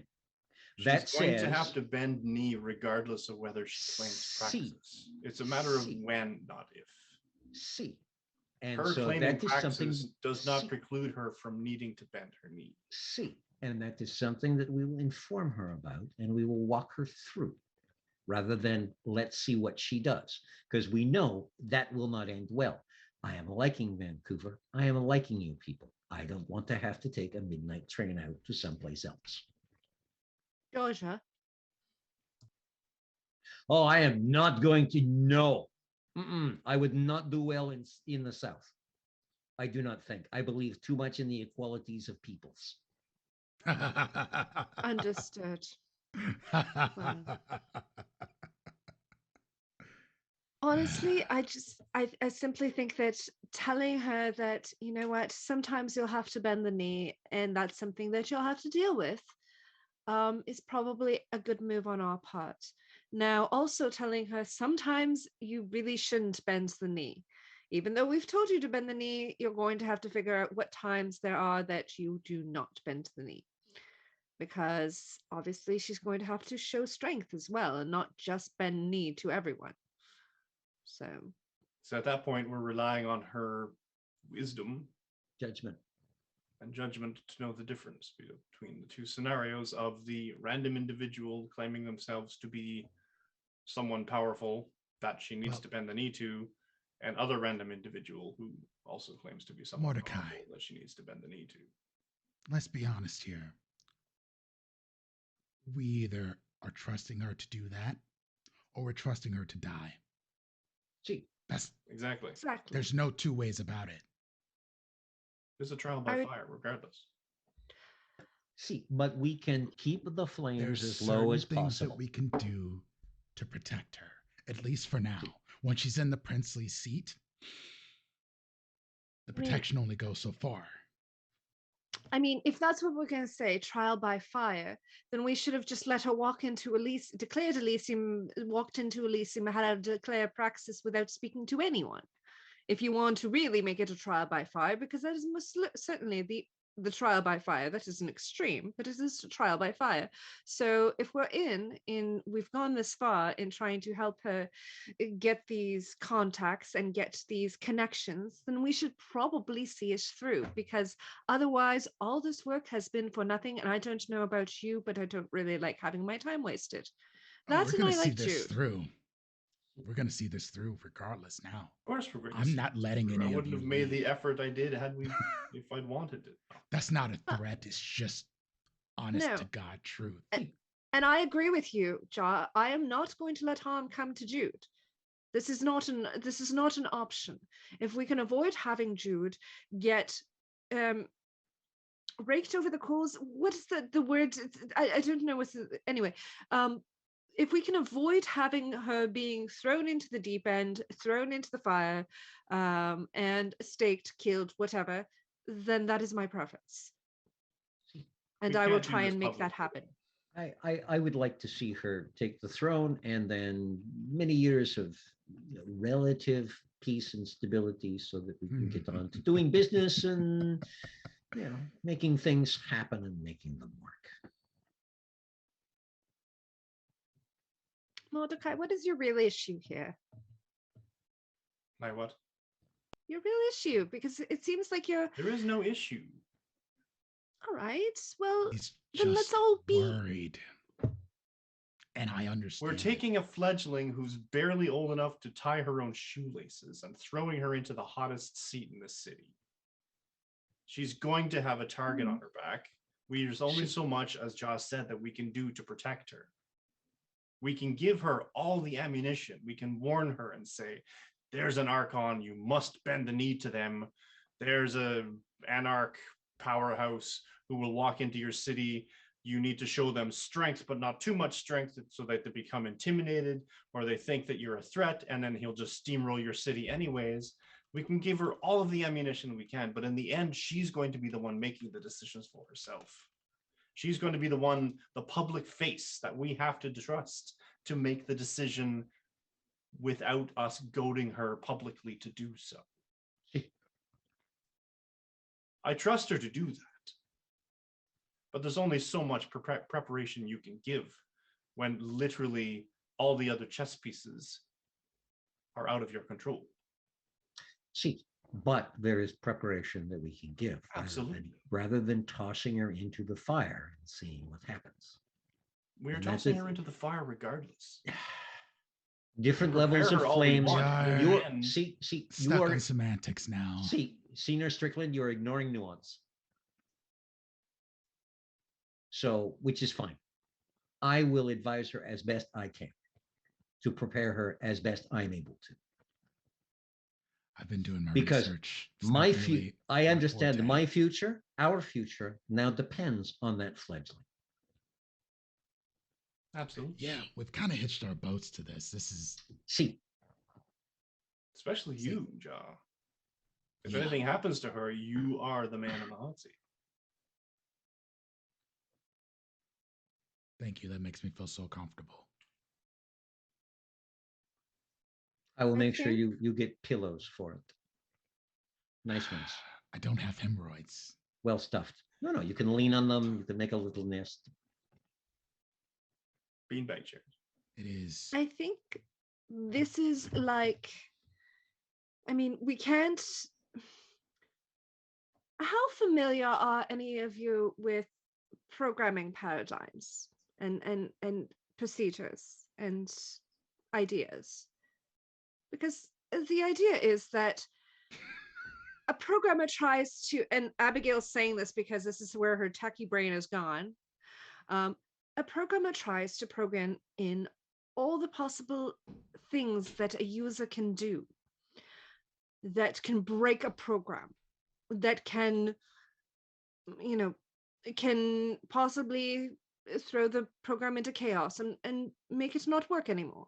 A programmer needs to think about all of those things, but they will never, ever be able to get every single one of them. The only thing that you can do is when you see one of those, a bug, a one-off, a edge case, as they call it, that you can then fix that.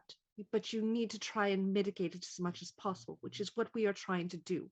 We are trying to mitigate having a disaster as much as we can, and then everything else needs to fall where it may.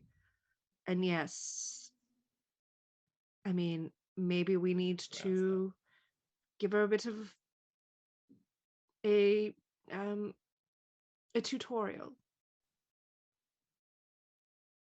That might be that, run her through some tests. I get some of what you were just saying. I would have used chess personally. It'd been easier for most of us to understand, just trying to think of all the different moves, but chess too. I think I follow. I don't know Maybe. how much more. We can mitigate it. We can't completely 100% make sure that she doesn't, fall into the fire, but we can at least try as much as we can to make that happen. To make that not happen, sorry. I am leaning heavily on you charismatic folks, because the truth of the matter is, it's not my skill. I know strategy. Absolutely. I know how to play the game, but talking to people and getting them to do what I say, that's not really my thing. I use a sword to get them to do what I say. And if that doesn't work, then I kill them to get whoever's left to do what I say. See? And that is exactly why you are the best choice as seneschal.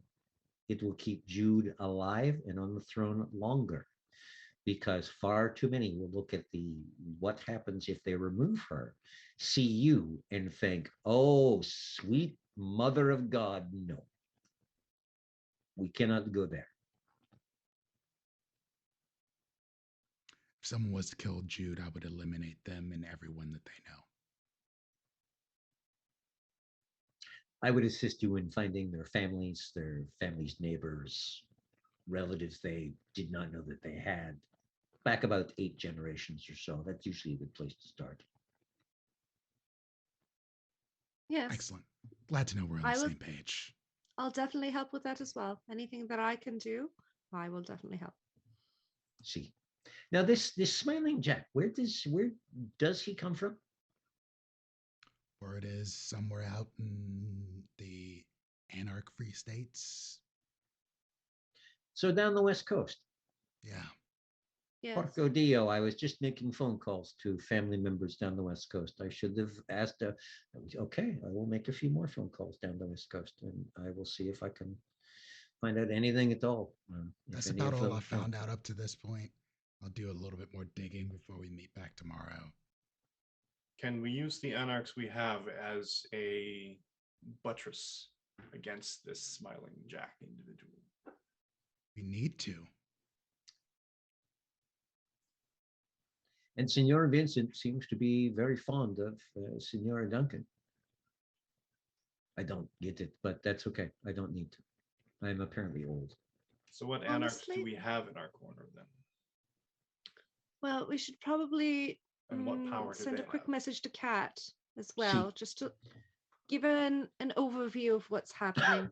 I don't think that she'll really be that opposed. I think she took a liking to Jude as well, but preparing her for that. I don't think she's under Baron Vincent's domain, so we'd have to check in. Vincent doesn't really care for me. Well, I think this Vincent will warm up to you.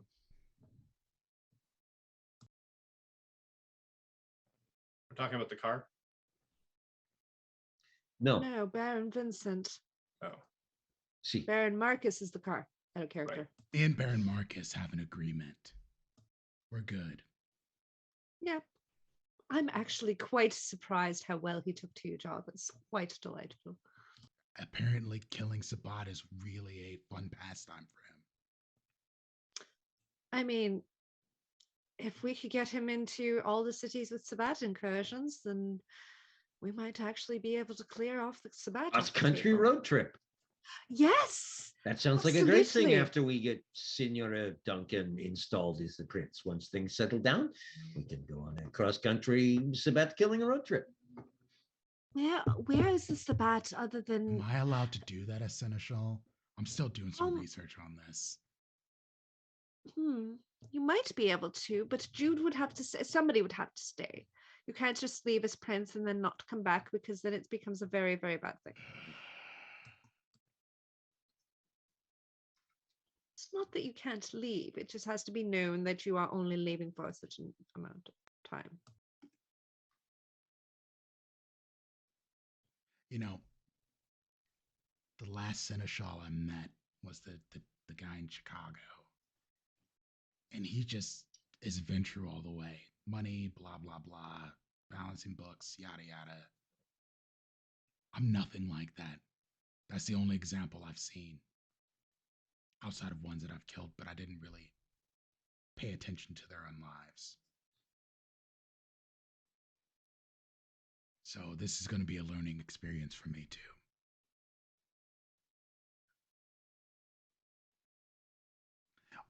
Question. Maybe you all know the answer to this. Am I allowed to have my sword in Elysium? See, I would think, why not?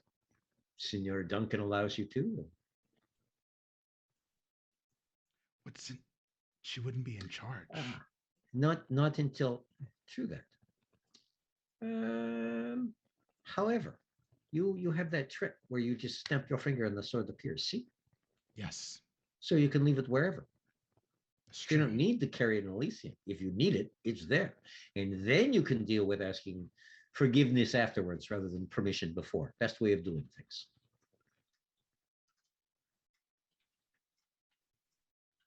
I'll let the sheriff carry the sword. I think a sword, not my sword. See. See. And again, if you need yours, it's there. Rico seems decent enough. Rico seems like somewhat of a violent maniac, but all depends on what kind of measuring stick you are using, I would suppose. There are times we my family deals with the Putinesque. There are times that violent maniacs have their uses. Yeah, indeed. Yeah. I've done a little research on the death cults. I know some of what you all are capable of, some of which I don't like, and some of which I am rather impressed by. We all have our particular skill sets and hobbies, interests. Mordecai, are you still going to pretend to be a Toreador? I see no reason to dissuade anyone of the notion that I'm a patron of the arts, which I already am. Indeed. It's where I make most of my money. Should I arrange for you to have a discussion with Cassius then? Because we are running a little short on time. I mean, if that's necessary, sure. I guess we can shore up a potential loose end. Well, he would be the one performing the ritual because if either myself or Jude did it, then it would look very suspect, regardless of how credible we're supposed to be or whatever. So I just don't like the idea of owing Cassius. Ooh, well, what about Signora Junie, the D&D person? I would have to check, but I think that if she were to do so, I mean, basically what it comes down to is that the credibility of the entire clan comes crashing down. So I think that the one person, if it's going to crash down on anybody, I'd rather it crash down on Cassius. No offense to Cassius or anything, but I mean, I like him, but Me too. I agree with this. I'd rather not have this crash down on Junie, really, or anybody else. So, I mean, I can send him a message. He can perhaps even meet us tonight and discuss with you. You don't have to agree to it. You don't have to agree to his terms, whatever they might be.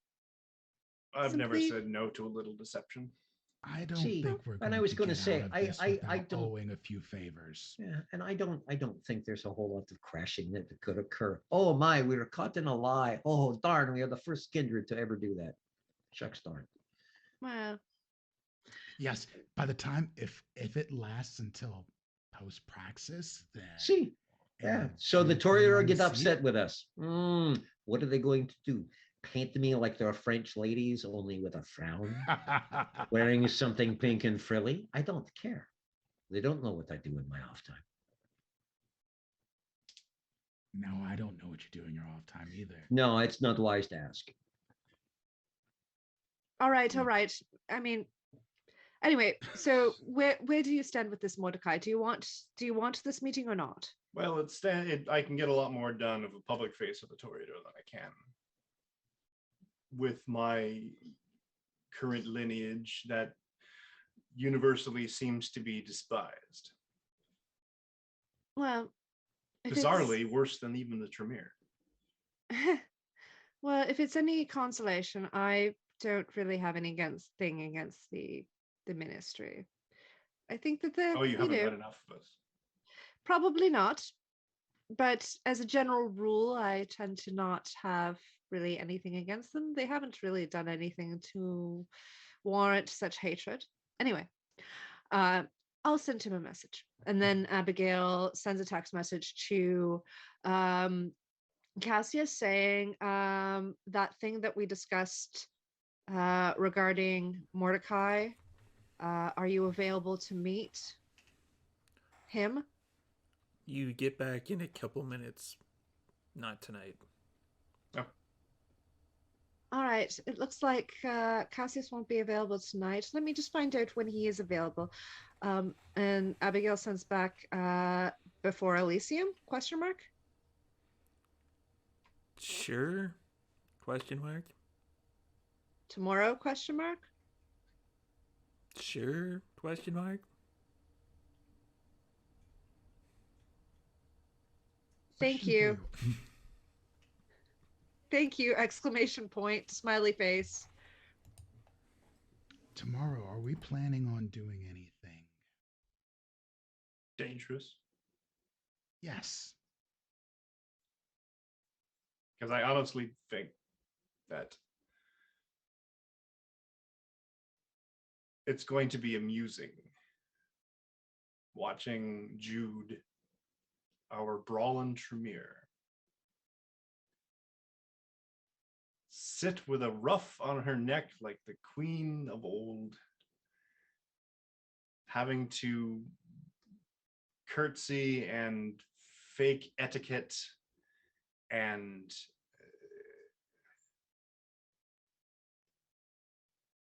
learn, I guess, the hard way, but at the same time, hopefully, we'll be able to get her own sense of self through this. And my concern is that it's moving too quickly, even for her. Does Jude even know the traditions? Has Jude ever been Cassius presented filled her to an in. actual prince? Oh, excellent. Great. That I almost think stressed me out a Cassius little filled her in. Sorry. bit. No, you're good. I think Cassius filled her in, and I mean, she doesn't have to curtsy all the time. She can work her way. She can begin with curtsying and then becoming a little more rough and, moving back into that space once everybody's gotten used to the way that she does business. Then that is the way the business will be done. Do we need to all necessary curtsy?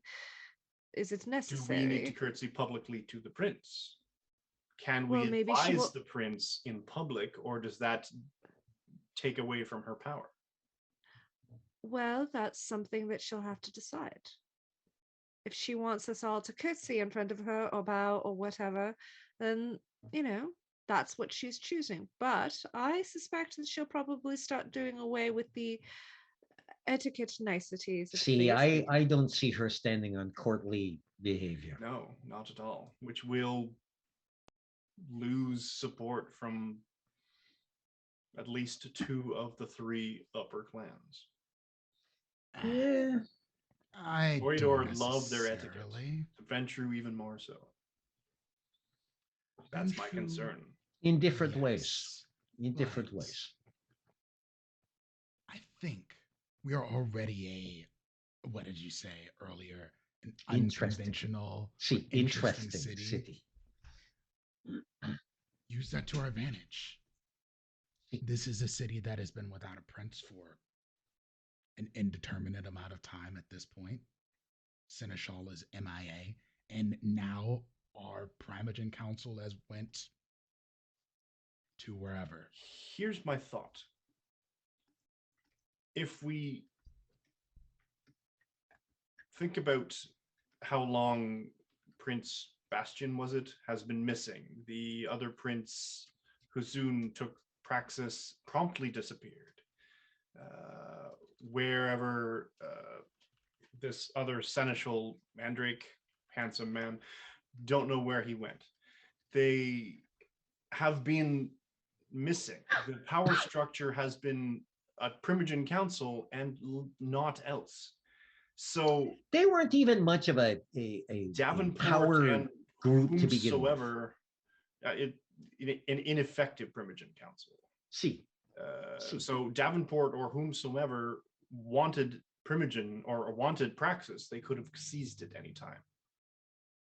see, The Primogen Council group, the 5 of them, had their heads up there or each other's backside so far that had anyone step forward and declared praxis, I don't know that they would even paid attention. Do we not think there was a right place, right time situation? Abigail and I let the Primogen Council, or a good chunk of it, leave the city, Actually, and then we immediately jump on that by starting to push forward a new prince. We beat the Ventru at their own game. see. Well, we also had the information on the ground floor. The 2 of you were there to wave bye-bye. Precisely. So you knew the exact moment. See, I think that is a distinct advantage that we carry going into Elysium, and we should use I'll put more thought into this. I do have some ideas with regards to how I can handle the Toreador. I know. And keep the chess game going with the Ventru to make them think that they're the ones that are at least somewhat benefiting more from keeping Jude in place as opposed to replacing her. See, I will work on learning more about Camarilla etiquette and No, you do you, John. yeah, I'm gonna go find out about Smiling Jack. That's a good call. It's at this point you hear the following. You expecting someone else? no, I was not, but apparently we might be now. I'll go over to the door and kind of pull the blind down a little bit and look. Yeah, you see Bo and Rico standing on the other side of the door. It's the sheriff. He does not seem to have a posse with him, though. Interesting development. 1, how did he know we were here and not at Sandwich? 2, Why He is said- he here? We just had the Ventru here, and the only way we're going to find out is to open the door. well, Good so- evening, Can I be- Senor Rico. Please come in.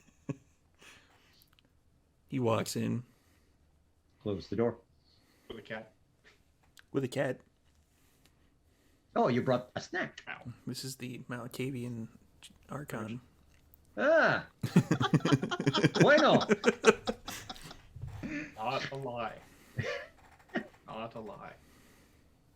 And Can we- then Get the kitty her own like video box at a Yeah, character. I wish. could you tell the Archon psst, psst, psst, psst, for me, please? So, Senor Rico, what brings you to our wonderful little meeting this evening? How can we help you? There are discussions happening. Ah, bueno. I was waiting for the word rumors because we have heard that so often the last few days. Yeah, I can't help but roll his eyes at that. The city is awash in them. And what discussions are we discussing? There's movement in certain areas with regards to the Camarilla. Interesting. Do go on. That's going to need a little bit more elaboration. That's why I'm here. Bueno, grazie. So, what is going on then? And Ja, you definitely recognize this particular expression as a, do I really have to spell it out? Yes, for their sakes, please. One of you is going to be attempting to become prince. Yes. Not one of us. One knew of the that. coterie, see, but not one of us. I'm aware. See, she's getting pampered right now. Nanny, petty, the whole deal. Sorry, Charlie. Hadn't we already discussed this with him? You have not. We have not reached Why? out to the gangrel. I told him that he needed to be at Elysium, but I didn't Oh, okay. go Cool. into Yeah. Carry on.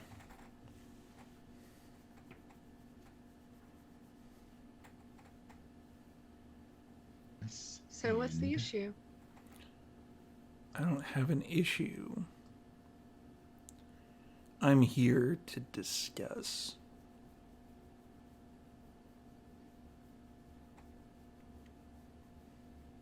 We would All right. very much enjoy if you would continue your term as sheriff under the new prince.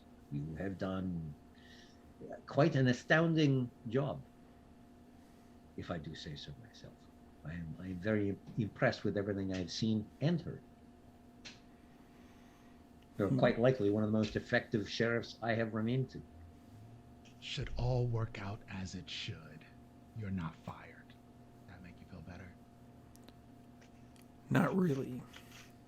Great.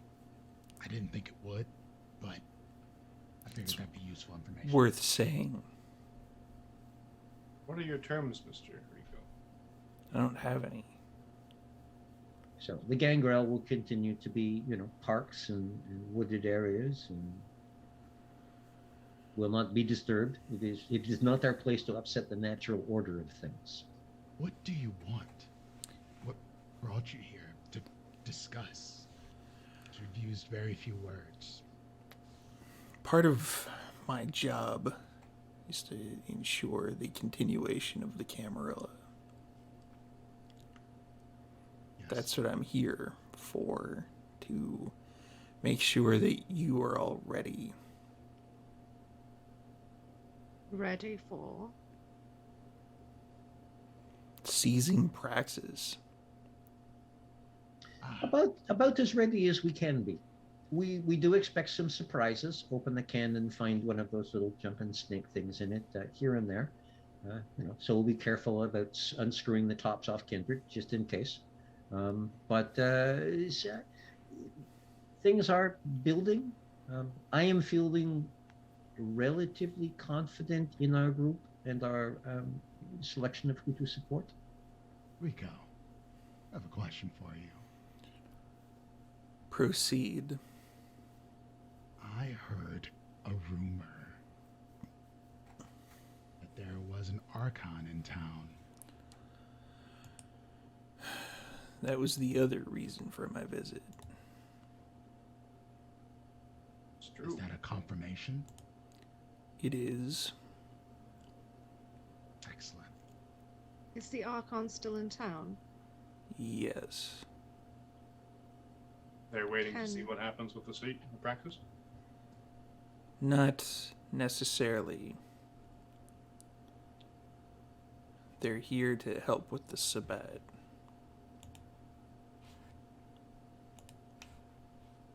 I So suspect we- there's still a few pockets of them See, left, but that's what for I the was most going to part, ask. There's a few kicking around here and there. Have you interacted with anyone named Yes? Yes. yes. Affirmative. See, So you have met him. Son of a bitch. Oh.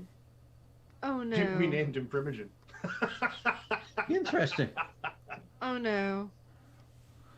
Actually, he kind of named Oh, himself, yes. kind of, as I understand. He kind of, No. yeah, we he kind of showed up named as a him. thing.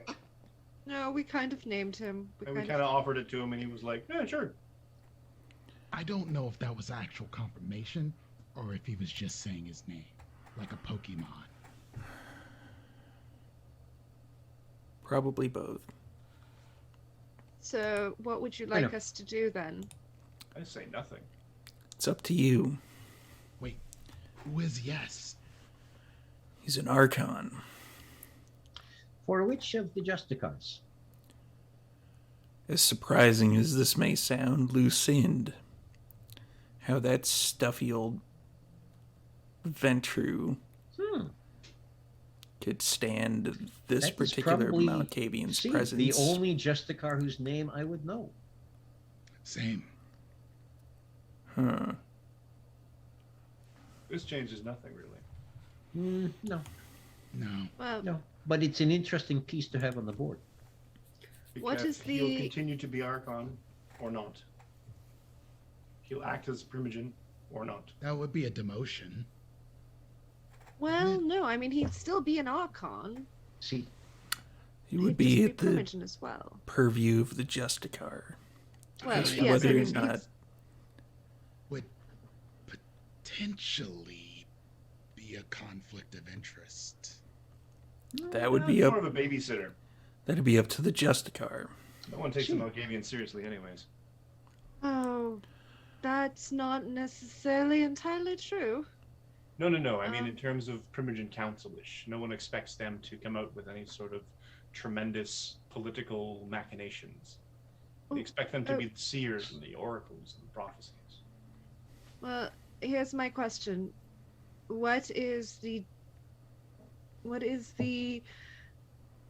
bad side of having an Archon permanently settled in our city as a Primogen? I like it. it means that Lucind has a permanent ear and set of eyes in our city. These are Which, our honestly, balls, and at any given point, she can come and just squeeze. So we'll have to be, what's the word? Fuck. On your best behavior. Yeah. see, circumspect. No, wait. See, behaving Above board. above reproach. I don't think we can change that now. We're I stuck. wouldn't suggest changing anything. As far as I Honestly- go ahead. Honestly, this actually kind of makes me feel better, and it's mainly because you know how us Tremere can usually see like the Nosferatu and the Malkavians when they cloak themselves. I couldn't see him, and I was starting to doubt my abilities. But if it was actually an Archon, then you know what? That tracks. That, as they say, that makes sense. If he didn't want to be That's- seen, chances are he wouldn't be. No, exactly, and that makes me feel a little bit better. I So don't think it makes me feel any better. He showed up to toy with us. Malkavian.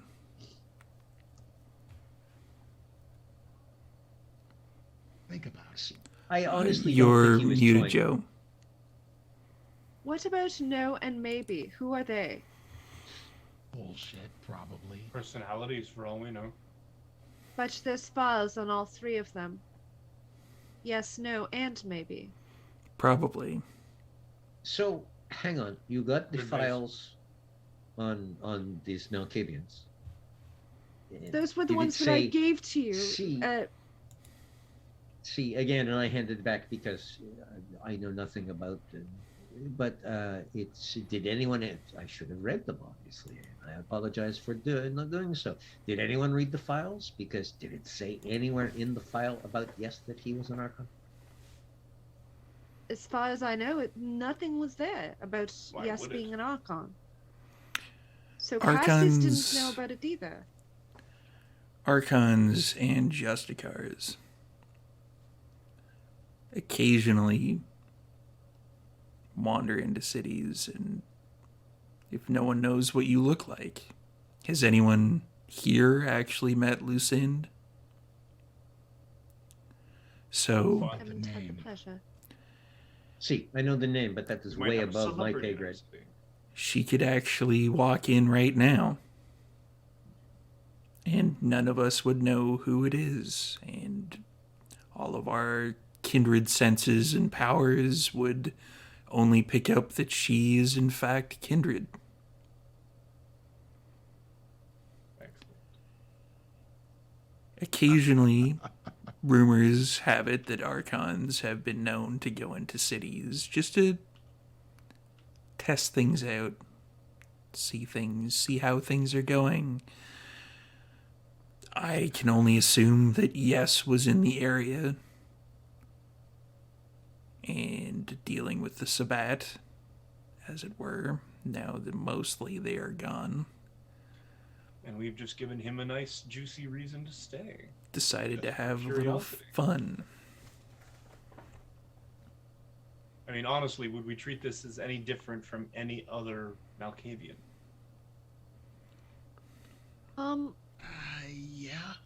Yes, his Don't say that any word. there's a lot of powerful kindred probably in the city, but none as powerful as an Archon, at least not at the moment. And Malkavians do have some skills that I even don't really fully understand. So You don't want to understand them. probably not. But if he's as um, aged, shall we say, if he's as powerful as we think he might be, then this might be a little bit of a problem. I'm honestly at this point. I think I can't. It's out of our control now. It is what it is. It was never in our control. No matter who Well, yes turned out to The be. whole we said, "Hey, here's a Primogen spot." That was within our control. But now, that's the grave we've dug, and now we have to. Not sleep really, because we have pretty much the first person from each clan that we have spoken to, we have brought up the Primogenship, because that is, Yes. of course, the first coin we have to offer. It just so happened he was the first one of the Malkavians that we met, and we brought the Primogenship and said, "How would you like?" And he said, "Sure." So that was not within our control. We were Right. handing it to the first person, anyways, to take that idea and either accept it or take it back to their clan and find someone who does accept it. See the one with the plastic fork? Or the butter knife? That fucking butter knife. I see you and Yes have become great friends in this short time. No, it's kind of a Malkavian tradition in Vancouver. Oh. So it wasn't necessarily Whoever gets him. stabbed by that fucking butter knife becomes their Primogen. Are you fucking kidding me? I wish I was. That's one way to do it, I suppose. Wow. Yeah. Malkavians Mandrake Primogen before he threw them off the roof. Malkavians have quirks.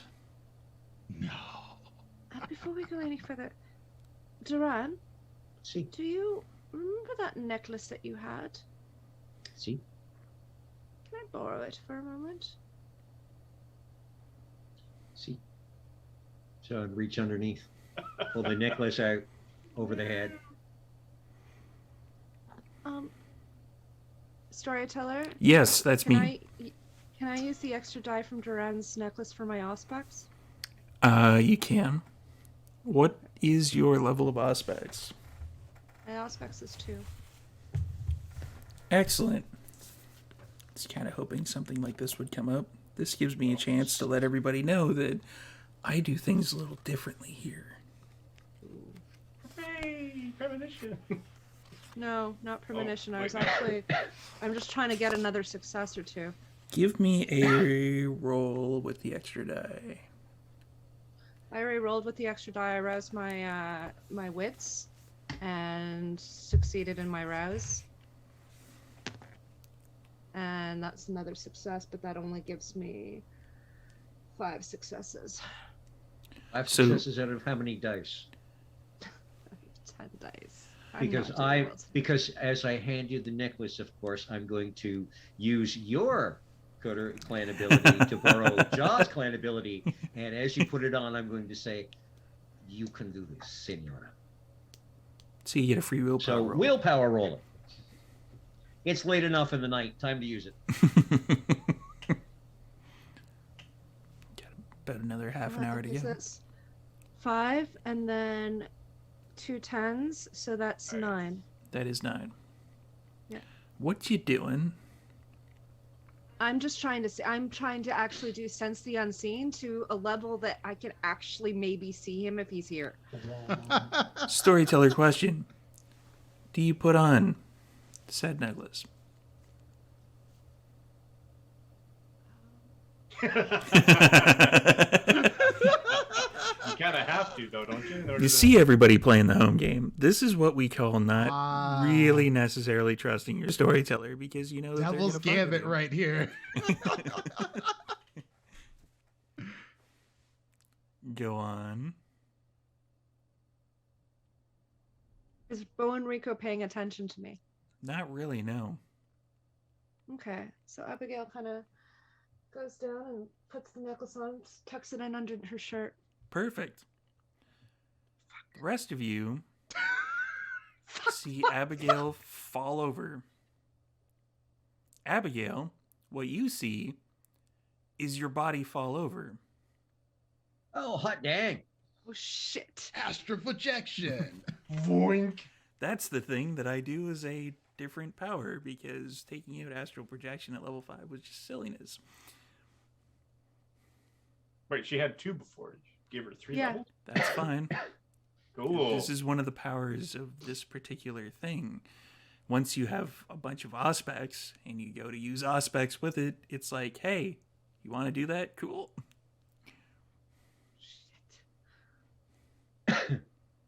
So yeah, Okay. you I'm You're- right there, so Duran catches her as she starts to go down. okay.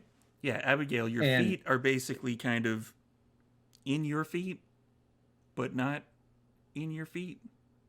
As Duran catches your body and kind of helps you to one of the chairs.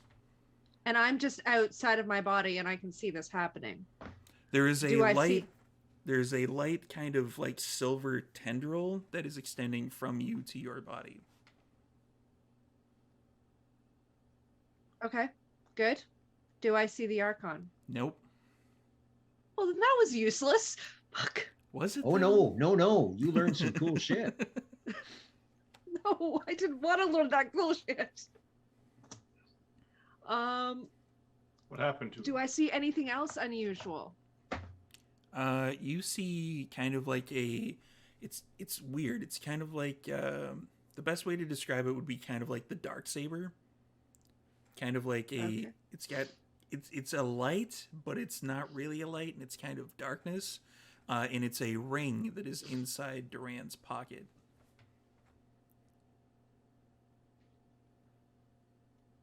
And obviously nobody can hear me, so I don't know. Have you said anything? Trixie Hobbitses. hello? Hello there? Abigail's trying to speak. Nobody's reacting? Well, that's fun. How hard are you trying to yell at people? What just happened?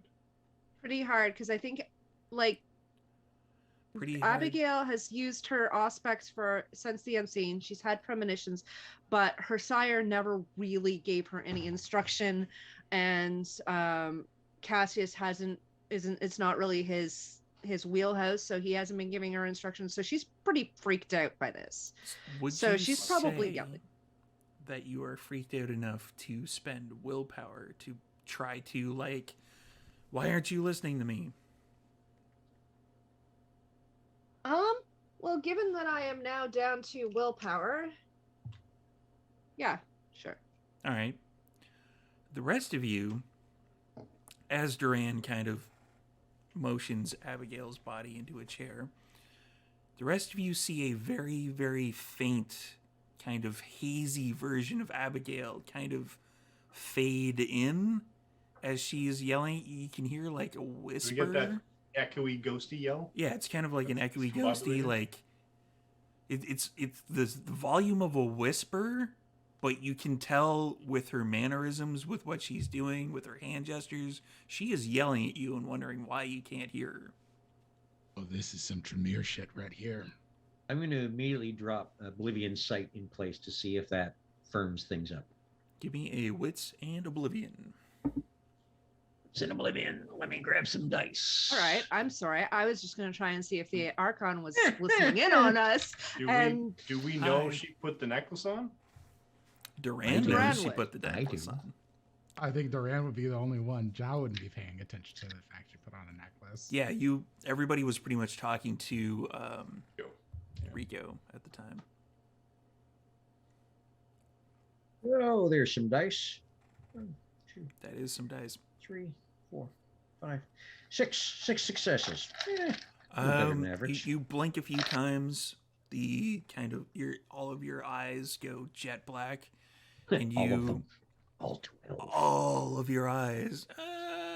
No, I'm kidding. Like the salubri eye opens. No, and you can see there's a bit. It's weird. You've never actually experienced this before. You can kind of see more of Abigail, like she's there, even when she fades after that willpower expenditure. You can kind of hear her, but not really. But this is like, it's almost like you're looking at a different plane of existence than what you're used So to. I can tell she's not a wraith. Yeah, She's not a she's spirit. not a wraith. Sorry, buddy. Why not? You can't pull her into a ring. Just just kind of wave it where I see her figure standing and the body, and just go back in. You do not be out, be in. Abigail is gonna look down and she sees the tendril going back to her body, right? Correct. She's gonna Man's lost his mind. try and touch the tendril. It's still there. Like it seems semi-solid to you in this particular state. Okay, so she's gonna try and pull herself in using the tendril. I mean, Wrap it around your arm and reel yourself in. Yeah. Yeah, you eventually go back into your body, Okay. and you're awake in your body-ish. As she starts to stir, I'm just going to reach behind her neck and flick the little clasp and take the necklace off, because I don't want this happening to her again. You know, as far as I know, the necklace did that to her. I just didn't want to take it off while she was out, just in case it stuck it that way. So it's like, okay, Snip. the minute she starts to wake up, Patrick Swayzeing out the rest of the episode. the minute she starts to wake up, it's like, I'll take that back now, because no, senora, you are not to be out of your body. You know what time of night it is? Try it now. You be in the body. Haven't seen that in a while. Well, this is what happens when you have absentee sires, or not very good ones. What happens? So what did you? That was. You didn't teach me. So, you know how the Archon, yes, has been popping up everywhere, and without us being able to see him. Well, I remember what you did with that necklace, where it made your powers stronger, and I was hoping that I'm able to do something like what the Malkavians can do, and I can see things and have premonitions and things like that, but I don't know much other than the basics. I thought it might make it stronger, but obviously my sire and nobody else really taught me that stronger means me going out of my body. But no, Wait, the Archon's apparently not body? here. Sorry? You went out of your body. Mm-hmm. What? Now, Mm-hmm. you can go out of your body and return back into your body. See? Mm-hmm. We have a very interesting trick next time we are outside a building. If it's up to you, that seems incredibly useful. See, if it disturbs you, I'm not saying that you have to. I'm saying now when there is a locked door between us and something, potentially we have one more tool in our tool. No, but there was a tendril. There was like a silver tendril between me and my body. I'm afraid that if I actually tried to go too far away, that it would break and I would not have any way of getting back. I'm very, very happy that I actually got back. That it wasn't just like some sort of. This is definitely something to ask people who know about to find out about. Cassie's. This isn't in Cassie's wheelhouse, and nobody in the Chantry really has that much experience with it. So I need to find somebody, and my sire is. I shouldn't speak ill of my sire, so I won't. We'll just say my sire. I'm just saying. Duran can see you. You have a tendril. Maybe you test the distance on it. Not saying you have to do it right now.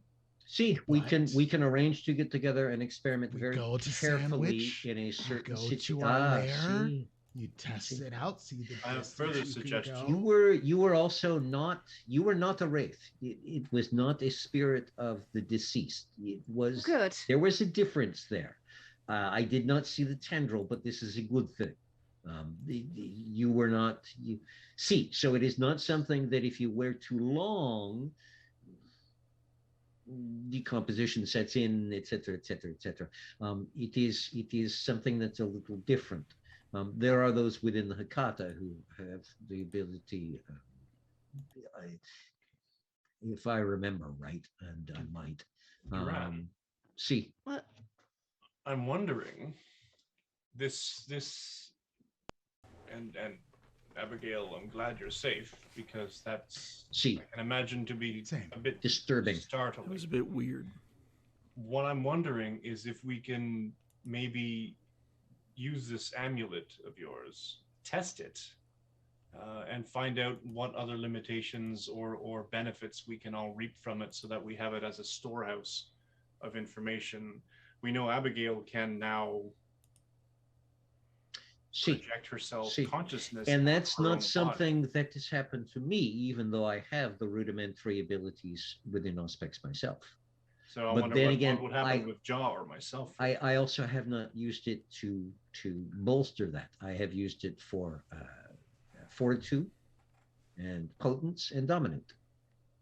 well, I And was in each simply case, focusing. see, I was simply focusing on trying to use the skill that I do know that I have, which is to be able to see the Malkavians and the Nos when nobody else can see them, when they've been cloaked. Because I figured that our Archon friend it might actually be here listening to us, and I prefer for us to actually know whether or not they're here. So I apologize, Bo and Rico, for having interrupted you and the discussion that we were having, but I wanted to make sure that everybody who has a place at the table is actually somebody that we can see.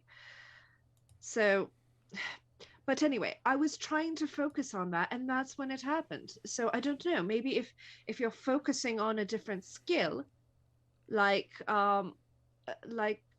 when you make yourself stronger, Mr. Mordecai, or Mr. Char, maybe if you focus on that, maybe this amulet actually boosts that in some way and heightens it. I don't know. Turn into the hawk. That'd be That fucking sweet. Oh, yes, that could be interesting. Would also be masquerade breaching. Well, yes, I mean, Obviously, I'm not trying to turn into the hawk in the middle of the street, but I mean, if the option presented itself and it was dire straits, like the Sabatin infiltration, then yeah. suplex the vase. I'd be like, think about it. see, indeed, I think one evening soon we will. I have not given it the full test run even myself, so I think one evening we should get together. Sandwich is an excellent place because if anything goes awry, it is fairly well An empty shielded warehouse basement. Yeah. from anything else interrupting. And then we should see give it the round to go with everybody and flex it as much as possible to see what happens. great. So, I apologize for having taken the attention away from this conversation. I just wanted to make sure that we're not being listened in on, but you know. The sheriff Also- here is a friend. He's fine. Also, you were attempting to do something that Malkavians do, and you actually did. I've heard of Malkavians who can do that. Really? Oh. Interesting. So It's actually uncomfortable. The more I think about it. I really It don't want has- to talk to my sire. From what I hear, it has the certain limitations that you would.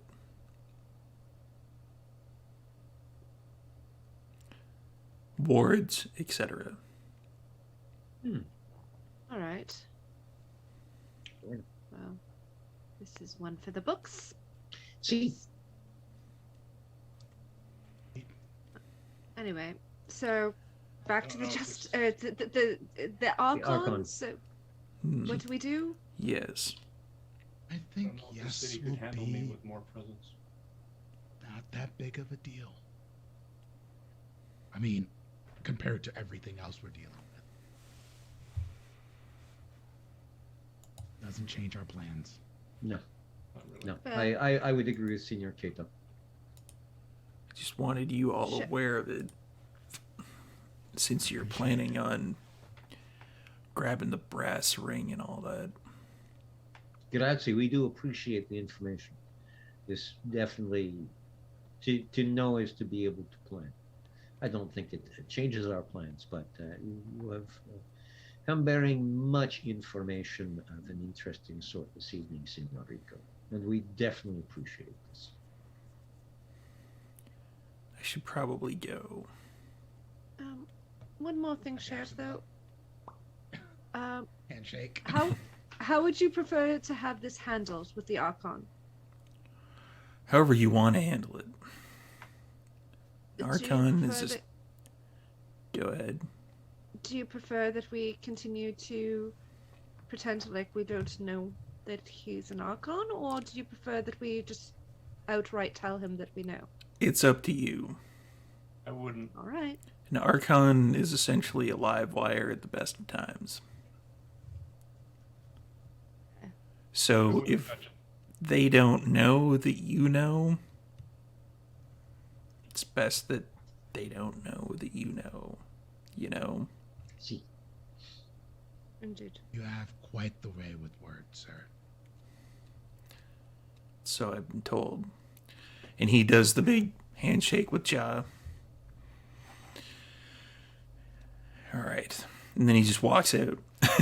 yeah, stroll under the door, let him out, wave, close the door. Well, tonight is full of surprises. Again, I'm sorry that I caused such a disruption. No. But No. It is one. It was an interesting thing to find out, and you could not have. None of us could have known. And two, you are safe. You are. It did not have a lasting negative effect. So, in my opinion, there's nothing to apologize for. And Senor Rico did not seem upset. Well, I didn't I guess I didn't achieve what I wanted to achieve though, which was to be able to see if the Archon was listening in on us, but then again, maybe he just isn't. Maybe he just isn't See. here. See. And it's something to try a few times to see if you do it a slightly different way. Do you get the just for this or that? Or see, there is more experimentation that needs. I have determined it does not go to a certain, beyond a certain point. It would not grant majesty to someone who has presence that has not yet attained majesty. So it will not go beyond that point, for example. It would not make you the most powerful and most potent. It comes dang close, very close. It makes things better, but not the best. Well, I mean, So, we could, It is, we it is, I directly attribute this to my being able to continue to operate sometimes when you do flex your majestic muscles, Senior Strickland. May I try it? I think we should try it back in the basement of Sandwich and not in my Probably shop, a good idea. just in case something goes a little off kilter.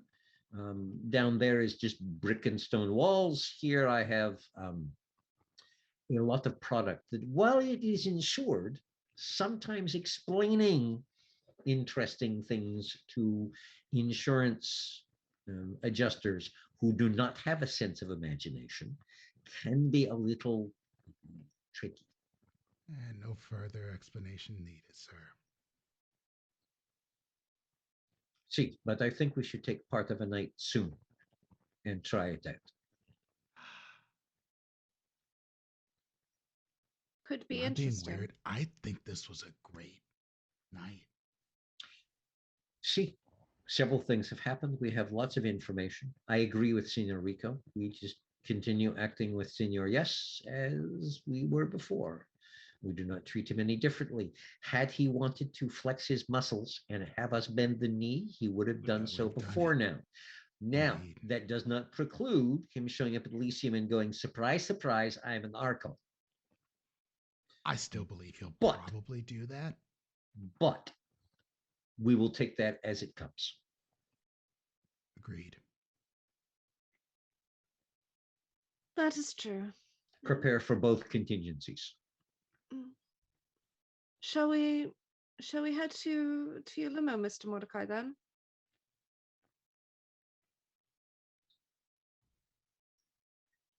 Hey. All right. I say we swing by the other store. Should be a short little limo ride and see what my team have done with our Senor Lanka and see what Oh. they have, how they have decided to wrap Jude for the Elysium.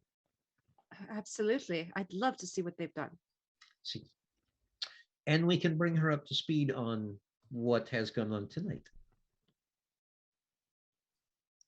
Indeed. No argument. So, limo.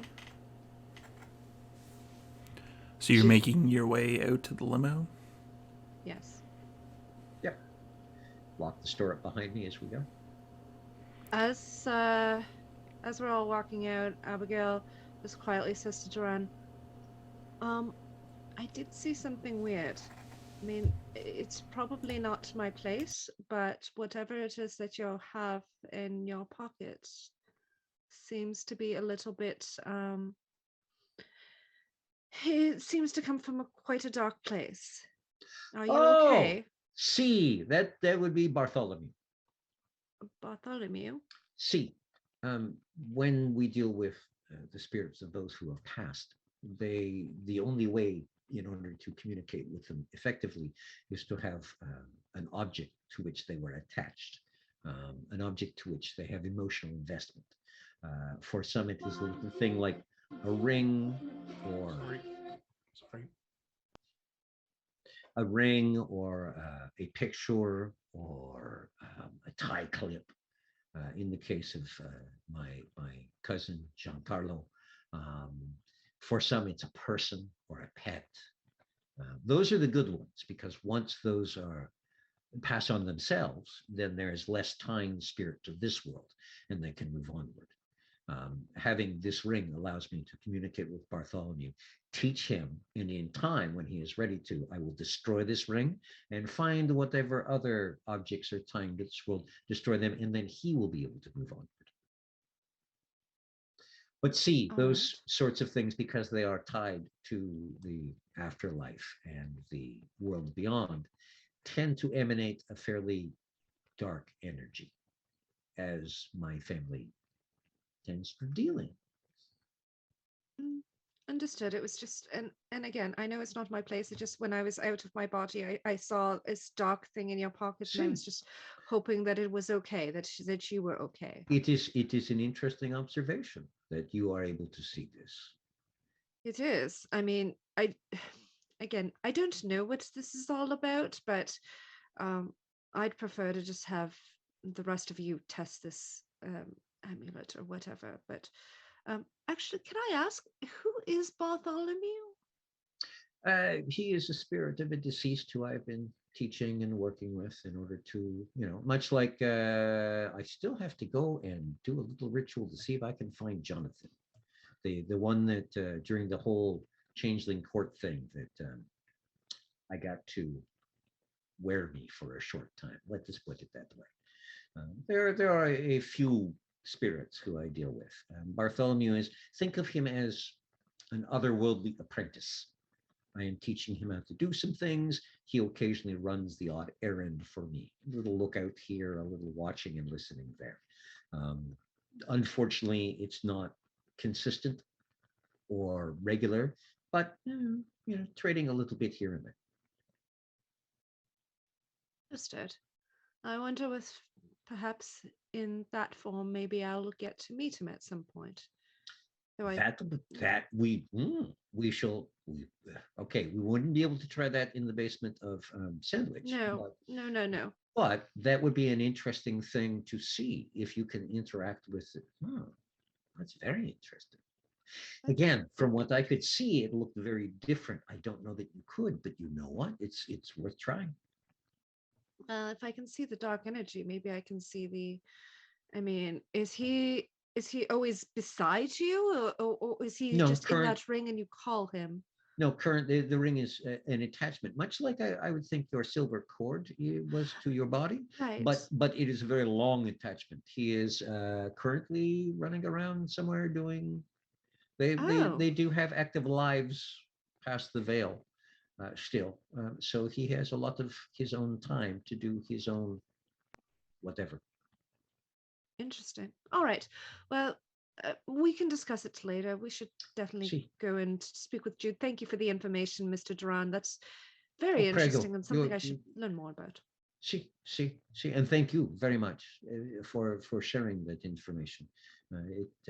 It leads to questions, but also some very interesting theories. Hmm, indeed. Is anyone else doing anything on the way to the limo or in the limo? Nah, It, I think Ja holds off on anything else he would do tonight. all right. That actually is a fairly good place to end this particular episode.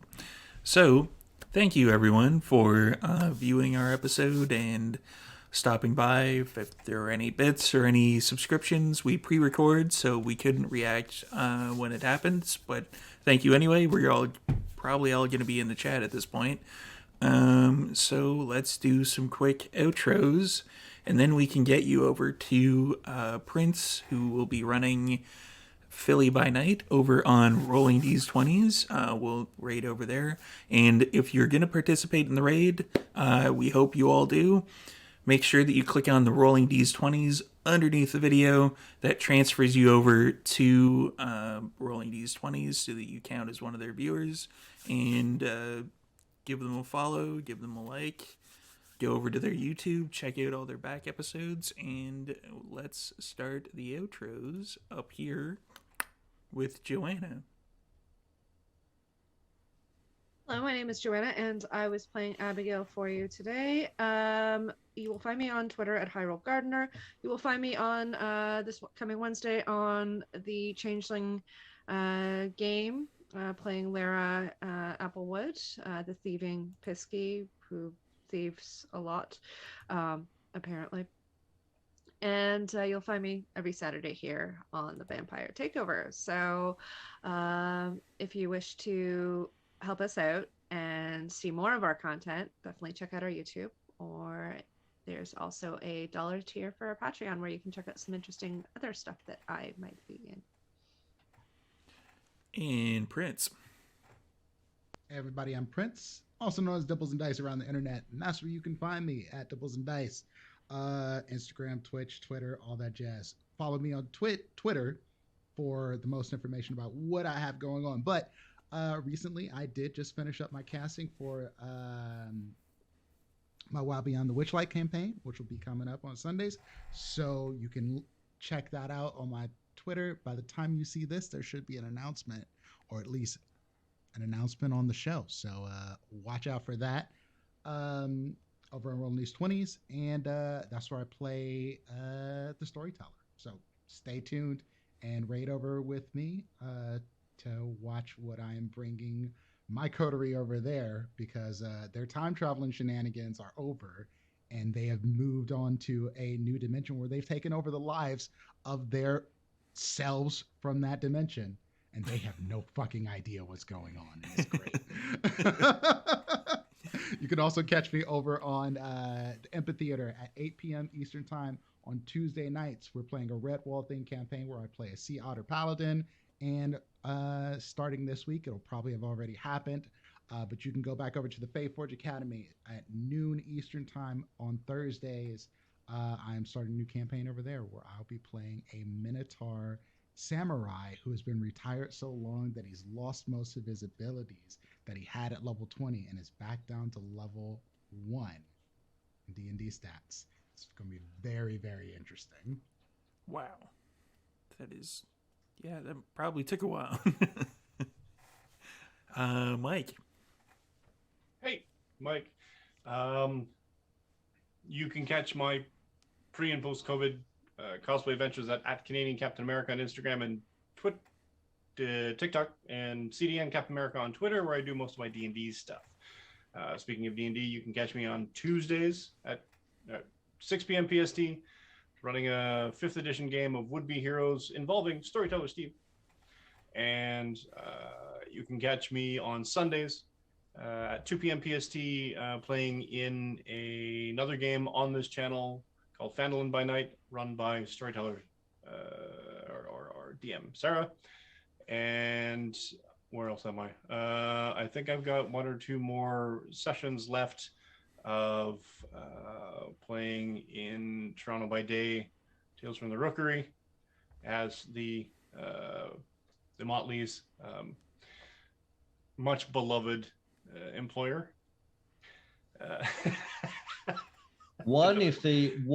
Two if the dice love you and you live, 1 if the dice don't love you and you die. So we'll see. Exactly. Next game. Right. Yeah. So thanks, Kip. Don't give them any ideas or anything. Right. It's like, oh, we'll be rid of him in 1 game if we kill him. All right. Other than that, that's it for me, I think.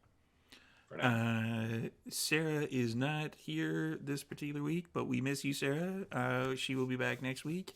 I will put her stuff up in the chat. And Cliff. Hey, folk. Thanks for joining us tonight. My name's Cliff. I play Duran Giovanni, the scheming and fast-talking Giovanni Taylor, who is in it for the blabbing, apparently, or something. You can find me here every Saturday for the Vampire Takeover as part of the Delves crew with these amazing folk. And you'll also find me on Wednesdays in the evening running Toronto by Day, Tales from the Rookery, a 20th anniversary Changeling Chronicle, which involves a couple of the people from here currently. The Motley is doing interesting things. They went from creepy to creepier, and they might be finally wrapping up the creepier and heading back to the real world, which is going to be really the creepy part. So join us there. Check out stuff on YouTube, Patreon. You're going to hear all about it. Definitely give us a follow, and we'll see you soon. And this guy's Storyteller Steve. We've got, after this, come back tomorrow after you watch Prince in just a couple of minutes. Come back tomorrow for Fandolin by Night at 2 p.m. PST. Something bad happened in the last episode, and now we get to see how the party deals with it. Then on Tuesday, Would-Be Heroes, 6 p.m. PST. Wednesday, Changeling, 3:30 p.m. PST. And Friday, we have our Icewind Dale, Rime of the Frostmaiden campaign, which will be at 5:30 p.m. PST. So come and check all that out. Schedule is down there. We got these fancy new buttons, which were all designed by Jacqueline. Thank you, Jacqueline. You are awesome. And there is also one last thing before we transfer you all over there. The merch store that we have, which will be over there. We have a sale on right now, $15 t-shirts, 10% off everything.